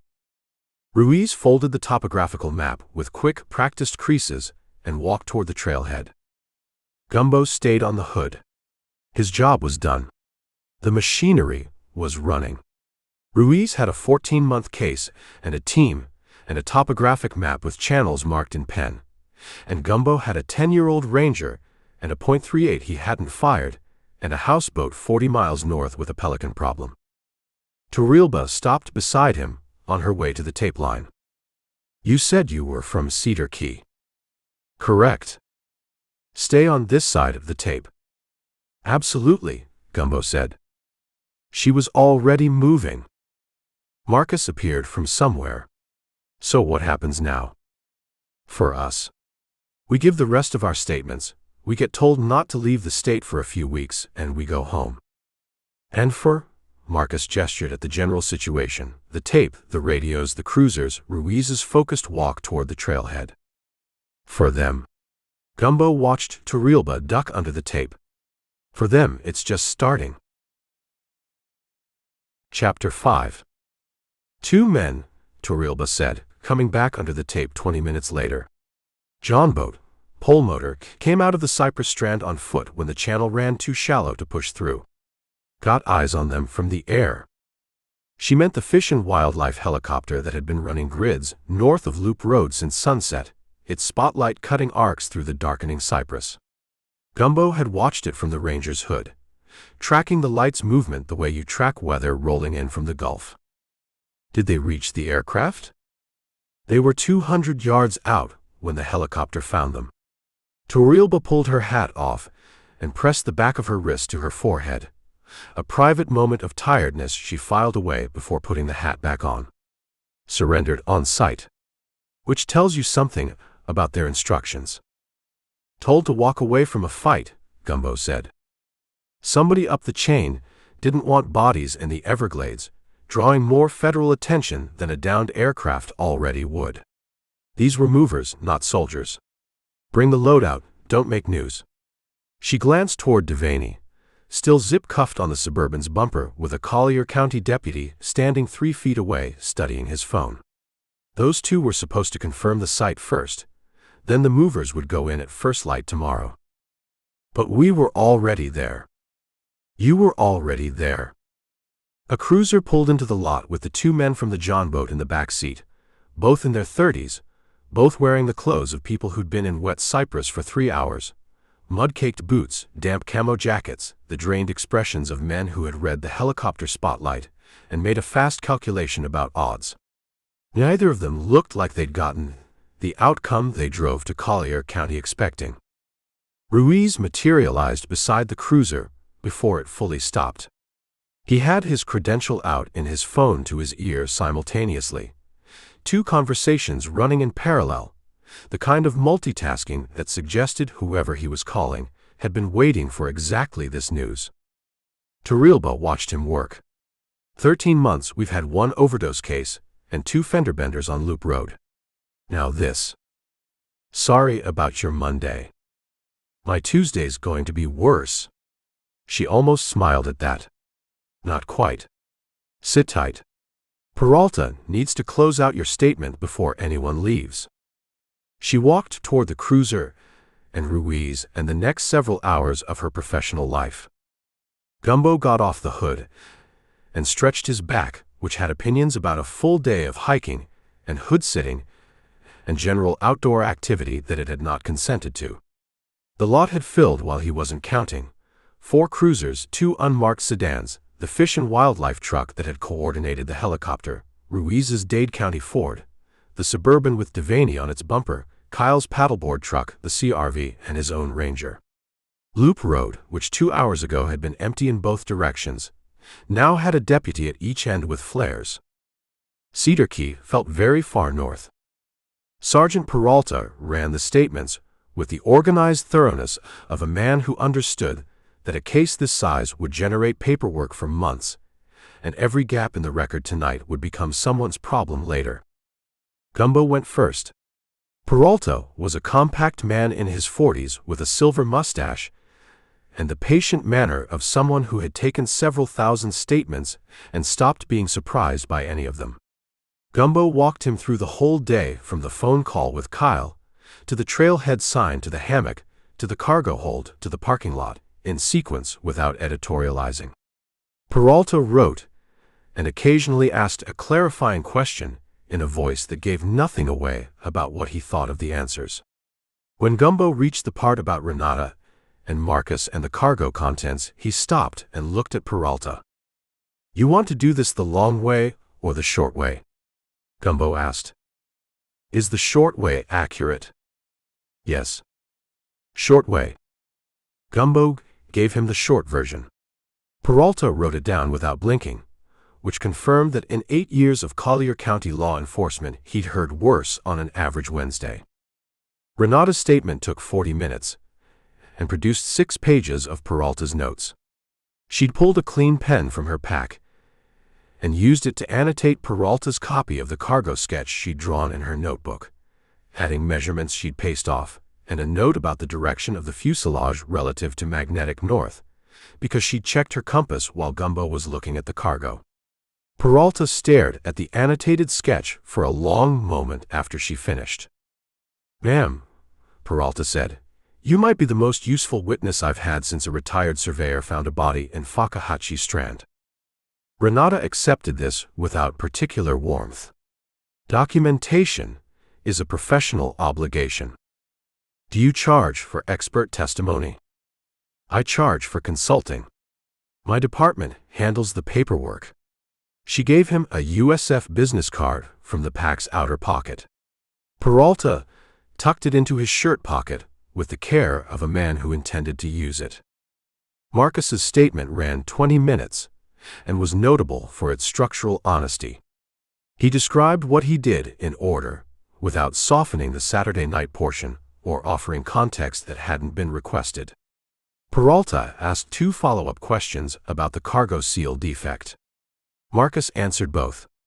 When it was over, he shook Peralta's hand and went and sat on the CRV's bumper and ate the last granola bar from his vest's cargo pocket with the quiet relief of a man who has finished something difficult and can now attend to being hungry. Kyle gave a statement that was brief and contained nothing Peralta couldn't have gotten from the others, but Kyle gave it with the focused sincerity of a man who needed to feel useful to the process, and Peralta, to his credit, treated every word as though it mattered. Ruiz found Gumbo again at 6:55 p.m., when the sun had gone orange and low, and the cypress along Loop Road threw shadows that reached halfway across the pavement. The DIA agent had his sport coat off now, draped over one arm. His shirt had a damp line at the collar, from standing in the parking lot for 3 hours in Collier County humidity. He'd lost the architectural quality and picked up something more direct, a man at the end of a workday that had expanded well past its scheduled borders. "The 2 from the John boat," Ruiz began without preamble. "One of them gave us a name. First interview, before his lawyer gets here. We'll see if it holds." "Good name." "Very good name." Ruiz turned to face the trailhead sign, as though the answer might be posted there. "The aircraft went down 14 months ago. Mechanical failure on approach to a private strip in Hendry County that we've been watching for unrelated reasons." Pilot walked away, which is incredible, and also explains why there's no missing persons report attached to the tail number. The load was supposed to be recovered within a week. Then our surveillance on the Hendry Strip got visible, and everyone went quiet, and nobody moved for over a year. Until now. Until a botanist from USF filed a trail permit for the Cypress Spur on Friday afternoon at the Park Service kiosk in Okapi. Somebody reads those permits. Gumbo had worked that out himself, standing on the hood watching Tarilba process the scene. Saying so now would serve no purpose, so he didn't. "The name they gave you," Gumbo said. "Is he local?" "Broward County. We've had a wire on his shell company for 9 months. What we've been missing is a direct link to the physical cargo." Ruiz looked at the trailhead sign again. A downed aircraft with 14 months of orchids on the tail section is a direct link. "So your 9-month wire just got a lot more useful." "Considerably." A pause opened between them, and Ruiz let it sit there, which Gumbo recognized as the pause of a man deciding how much to give a civilian who had stumbled into a federal investigation and behaved well throughout.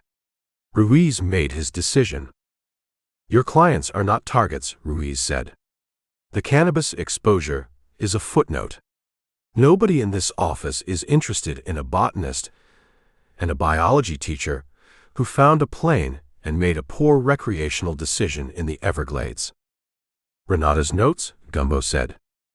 "We'll subpoena the relevant pages for the aircraft timeline.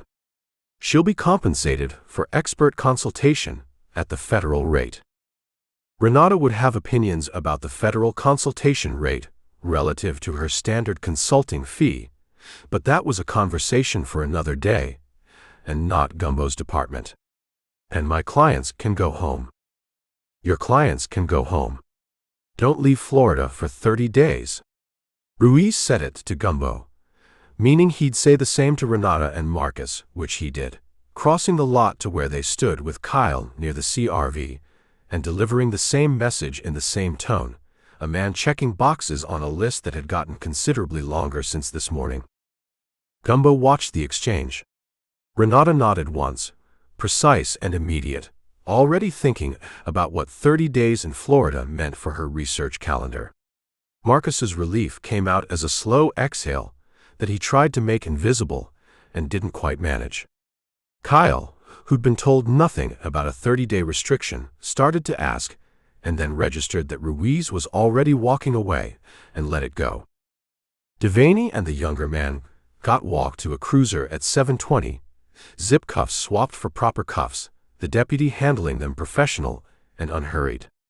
Devaney moved to the cruiser without drama, his eyes forward, doing the math on lawyers and warrants and what the next 48 hours looked like. At the cruiser door he stopped and turned his head and found Gumbo across the lot. Just looked at him. 4 seconds, maybe 5.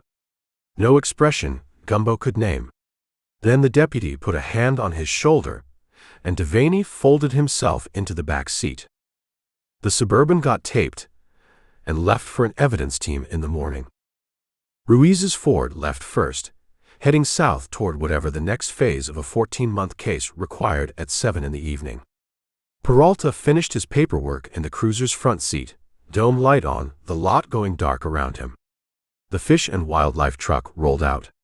One by one, the extra cruisers peeled off until only Torrealba's remained, parked at the tape line with its running lights on. Renata and Marcus stood beside the CRV in the near dark. Kyle stood 6 feet away with his keys in his hand, doing the quiet calculus of a man trying to determine whether the offer of a hotel dinner in Naples would read as practical or complicated. Gumbo watched him work through it from across the lot and did not envy him the geometry. Renata settled it by pulling her keys out first. "We're going to stop in Naples." She said it to Marcus, but pitched it loud enough for Kyle. "Food, then drive back tonight. Marcus needs ice and elevation." Marcus lifted his right foot and rotated the ankle, testing. "I've had worse from a bad landing on a fast break." "You coach JV soccer. Those kids play hard." Kyle moved toward Renata and stopped at the right distance, the distance of a man who has revised his radius downward based on new information. "I'm glad you're okay." "I know," Renata said. "Not cold. Just true. Thank you for sending someone." She glanced across the lot at Gumbo. The glance carried more weight than a wave. Gumbo gave her a nod that covered it. Marcus crossed to Gumbo and stuck his hand out. His grip was solid, and his eyes were clear, a man who'd processed a full weekend of unusual events and arrived at the other side intact. "Seriously. Thank you. Stay on the marked trail next time." Marcus grinned. It had the same width as the grin in the photo, which meant 2 days in a cargo hold with the Everglades pressing in on all sides, hadn't done anything fundamental to his outlook. "Absolutely," he said, in the tone of a man who does not fully mean it, and went to get in the passenger side of the CRV. Kyle lingered. His truck was parked nose out, easy exit, but he stood between it and the CRV with his keys turning slow circles around his finger. "She's good," Gumbo offered. "I know she is." Kyle stopped the keys. "I just needed to see it." He pocketed them. "You're good at this." "I got lucky." "Same thing sometimes." Kyle walked to his truck, got in, and drove out of the lot heading north. The CRV followed 30 seconds later, Renata's tail lights red in the cypress dark, and then that too was gone. Gumbo stood alone in the parking area beside his Ranger, with the taped Suburban on one side, and Torrealba's idling cruiser on the other, and the Everglades pressing in from every direction the way it always did, indifferent and enormous, and not remotely done with whatever it was doing out there in the dark. She came over at 7:40 with 2 cans of Coke she'd produced from somewhere in the cruiser. Gumbo accepted one without being asked if he wanted it. Cold aluminum, beaded with condensation. He pressed it against the bug bite on his forearm that had been trying to get his attention since the hammock, and felt it argue back. They stood at the front of the Ranger, facing the trailhead sign. Loop Road behind them, empty and dark. The cypress invisible now, just a wall of black where the tree line stood. The orchid species, Torrealba said. What about it? Your client. Cruz. She kept mentioning it in her statement. Circled back to it twice. She cracked her Coke. Do you know if she found what she was looking for? Gumbo thought about Renata in the cargo doorway with the Doritos. The way she'd turned on her heel and gone right back inside when Marcus first came out to see him. The 3 pages of morphological notes, the hand-drawn illustration with Latin labels, the note at the bottom in different ink. She found something she'd never seen documented before. Whether that's what she was looking for, I don't know. She came out here to show her boyfriend a cypress stand. She found a drug plane instead. And an orchid she can't place in the regional literature. For her, those might be equal. Torrealba considered that. Drank from her can. A nighthawk crossed the strip of sky above Loop Road, invisible except for the white wing flash on each pass. You got lucky today, she said. The same words Kyle had used, carrying a different weight. Ruiz said 14 months.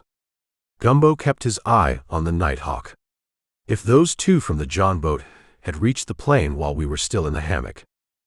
Don't. I know what you're doing. Torrealba's voice carried the authority of someone who had spent 8 years in Collier County working out what might have happened, and what did happen, and why the space between them served no one. What did happen is what matters. Everybody goes home. Gumbo drank his Coke. Cold and too sweet. The way gas station Coke always was, which was somehow exactly right for a parking lot at the edge of a federal crime scene at 7:45 on a Monday night. You said you licensed through an online course, Torrealba said. 6 weeks. All online. There was a proctored exam at a testing center in Gainesville. And before that, logistics. 11 years. Regional VP. She nodded, slow. Processing a resume that made a certain kind of sense when you read it backward from this parking lot. A man who spent a decade moving things and tracking where they went, and building systems to account for every gap between point A and point B, now doing the same thing for people. Not so different. You're down here again, she said. You call me before you go into anything. Don't just call dispatch. Gumbo looked at her. I'm not saying I'll come running, she said quickly. I'm saying it's useful to know who's operating in my county. He pulled out his wallet, extracted a business card, Danny Gumbo Malone, Private Investigations, a Cedar Key phone number, a Gmail address, and traded it for her card.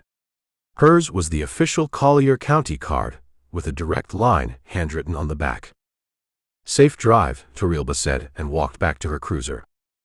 Gumbo held her card. Looked at the handwritten number. Put it in the front pocket of his shirt, separate from the other cards and the receipts, and the folded post-it that still read $400 per day, plus expenses in his own handwriting, which he now found more accurate than he'd expected when he wrote it.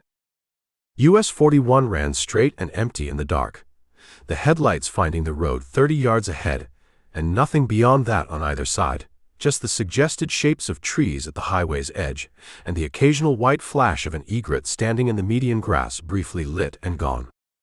Gumbo drove north with the windows down. The air came in warm and carrying the green dark smell of the Everglades, sawgrass and standing water, and something damp and alive underneath. The radio found a classic rock station out of Naples that faded in and out with the tree coverage. He left it on for the company. His phone sat in the cup holder. Kyle's Venmo had come through. 2 days at $400, plus the bug spray and the granola bars and the new socks and the 2024 Road Atlas. and one charge he'd labeled mileage and general Florida that Kyle had paid without question. Reasonable man, Kyle Jeffcoat, beneath the complicated feelings. $400 a day, and he'd driven to Naples and sat in his paddleboard truck for 6 hours on the chance that being close to the situation was better than waiting in Sarasota. People paid for proximity when they couldn't have certainty. Gumbo had charged for it before he understood that's what he was selling. Past Okapi the Tamiami narrowed, and the Cypress pressed closer, and the radio dropped the Naples station and came up with something else, a Cuban music station, bright brass and percussion, 2 voices trading lines in fast Spanish. Gumbo left it there too. The rhythm fit the road. North of the preserve, the land opened again into ranch country. Big sky above the highway. The stars doing the things Florida stars do when you get far enough from the coasts. Filling in, going deep, a density of light that the city-adapted eye needs a few minutes to process. Gumbo had lived in Chicago for 6 years and suburban Milwaukee for 4 years before that. And he'd never really looked at stars as a practical matter, just whether you stood under. Cedar Key had started to change that. The marina at night, the houseboat's stern facing west across the Gulf, no ambient light worth mentioning. You looked up because there was nothing else to look at, and then you kept looking because it turned out the sky was doing something. He'd been here 14 months. The same span, give or take, as a downed Cessna in a cypress hammock. He drove through that thought and left it behind him on the highway. The check engine light came on somewhere around Naples Junction. Gumbo hit the dashboard in the practice spot, and the light went off. The Ranger ran on. Cedar Key, at 9:30 on a Monday, had the specific quiet of a small coastal town that has finished its business for the day and is not apologizing for it. The Causeway Bridge, the main street, the Marina Road, empty, lit by streetlights that gave everything the amber tint of a place that never quite believed in bright light. A pelican sat on the marina's fuel dock piling, head tucked, doing nothing. Not the same pelican. Probably. Gumbo parked in the marina lot and sat for a moment with the engine off, listening to the Ranger tick as it cooled. The salt smell came through the open windows, clean and direct after a full day of inland Florida. Water moved in the slips. Rigging tapped against aluminum masts somewhere down the dock. He got out, locked the truck, and walked the dock to slip 14. The Belinda Sue looked exactly as he'd left her, which was to say, in need of several things he kept not getting around to. The hull waterline going gray-green where the anti-fouling paint had thinned. The port stern cleat with the crack he'd been meaning to replace since February. A neighbor's boat, the Misconduct, had a light on in her salon. Someone's radio played something country and muffled through the hull. He went aboard at the stern, unlocked the wheelhouse, and stood inside for a moment in the dark without turning on the light. The legal pad with his case notes sat on the folding table. The post-it on the steering wheel. The corkboard with its 3 pushpins. The VHF radio's standby light, green in the dark. He'd been gone since 8 this morning. He turned on the light, took off his shoes, went below to the galley, and opened the refrigerator. Beer, 3 eggs, half a block of cheese, a container of leftover yellow rice from the takeout place on the main street, and a foam container from Wanda's dockside that held the other half of a grouper sandwich from 2 nights ago. He took the grouper sandwich and a beer and went back up to the stern. The sandwich was still good. Cold but good. The grouper held, which it did when you got it fresh, and Wanda's used a decent remoulade. He ate and drank, and listened to the marina move around him. A mullet jumped in the channel. The Misconduct's light went out. The country music stopped.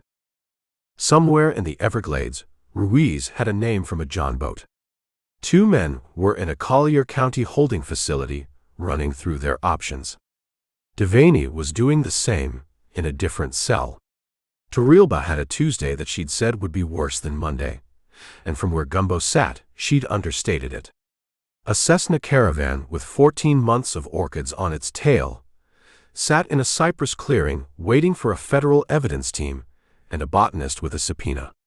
The whole machine had gears turning now, and none of it required him. The job was done. Done. 2 people home safe, a client's Venmo settled, a deputy's card in his shirt pocket.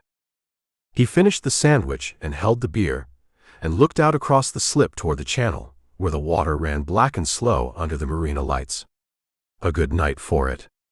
Quiet in the right way. The way things get quiet when something is genuinely over and the next thing hasn't announced itself yet. His phone buzzed on the stern rail. A text from Renata. 1 line. The orchid may be a new species. We'll need to go back with proper equipment. Thank you for getting us out. Gumbo read it twice. Typed back, stay on the marked trail. Send me the paper when it's published. 3 dots appeared immediately. Then, no promises on the trail. And I will. He set the phone down. Finished the beer. Dropped the foam container in the stern trash bag, and stood at the rail with his arms crossed, looking at the water, thinking about nothing in particular, the productive kind of nothing, the kind that arrives when the day has reached its natural end and the brain starts its own slow inventory without being asked.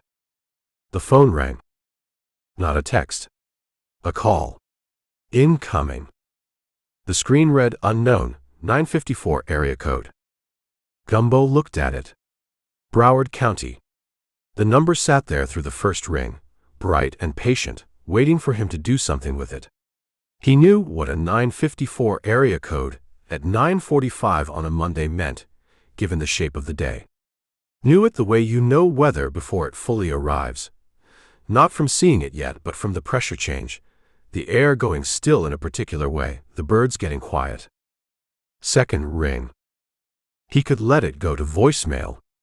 Voicemail meant a message, and a message meant a record, and a record meant something he'd have to decide about in daylight with coffee, which was the better version of deciding.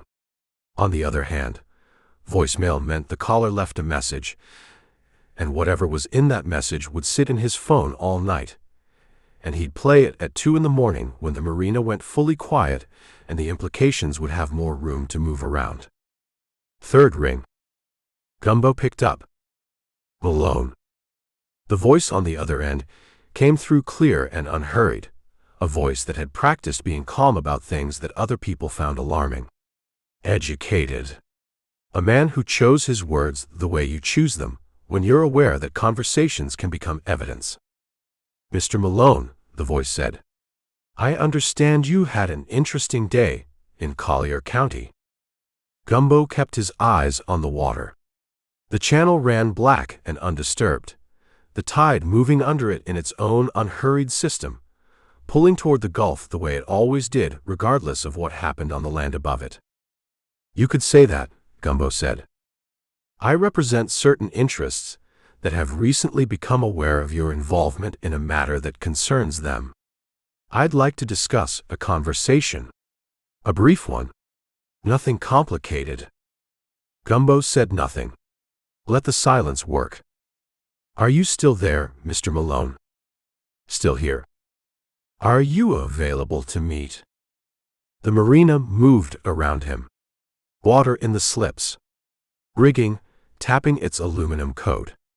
The Pelican on the fuel dock piling had not moved since he came aboard. Still there, head up now, watching the channel with the focused patience of something that spent its whole life reading water for what lived underneath. Gumbo had 2 cases on his corkboard that needed follow-up. He had anti-fouling paint to buy, and a cleat to replace, and a filing system that had stopped working in November and never fully recovered. He had a bank balance he'd turned face down this morning that had improved by a specific and documented amount today, but remained, in the larger view, a project. He had a card in his shirt pocket with a direct number written on the back by a Collier County deputy who knew how to park a cruiser. Sure, he said. I've got nothing going on. He said it the way you say something when it's a lie and a true thing at the same time, which was the condition, as far as Gumbo could tell, of most things worth saying. The voice gave him a time and a place. Gumbo listened. He did not write it down, because the kind of meeting this was, you didn't write anything down yet. You committed it to memory, and you kept your phone close, and you thought about who else knew you were going, and how long it would take them to notice if you stopped answering. The line went dead. He stood at the stern of the Belinda Sue with the dead phone in his hand, and the channel running black beneath him, and the gulf invisible beyond that, out past the Keys where the water went deep and dark, and held all kinds of things that never made it back to shore. He pulled Tarilba's card from his shirt pocket, turned it over, looked at the handwritten number in the amber dock light. Tomorrow, he decided. He'd call her tomorrow. Tonight he went below and slept. The end. Did you get your copy of Red Tide Retired? Find out what happens when a guy gets laid off from his cush corporate job and becomes an accidental pie over drinks at a bar.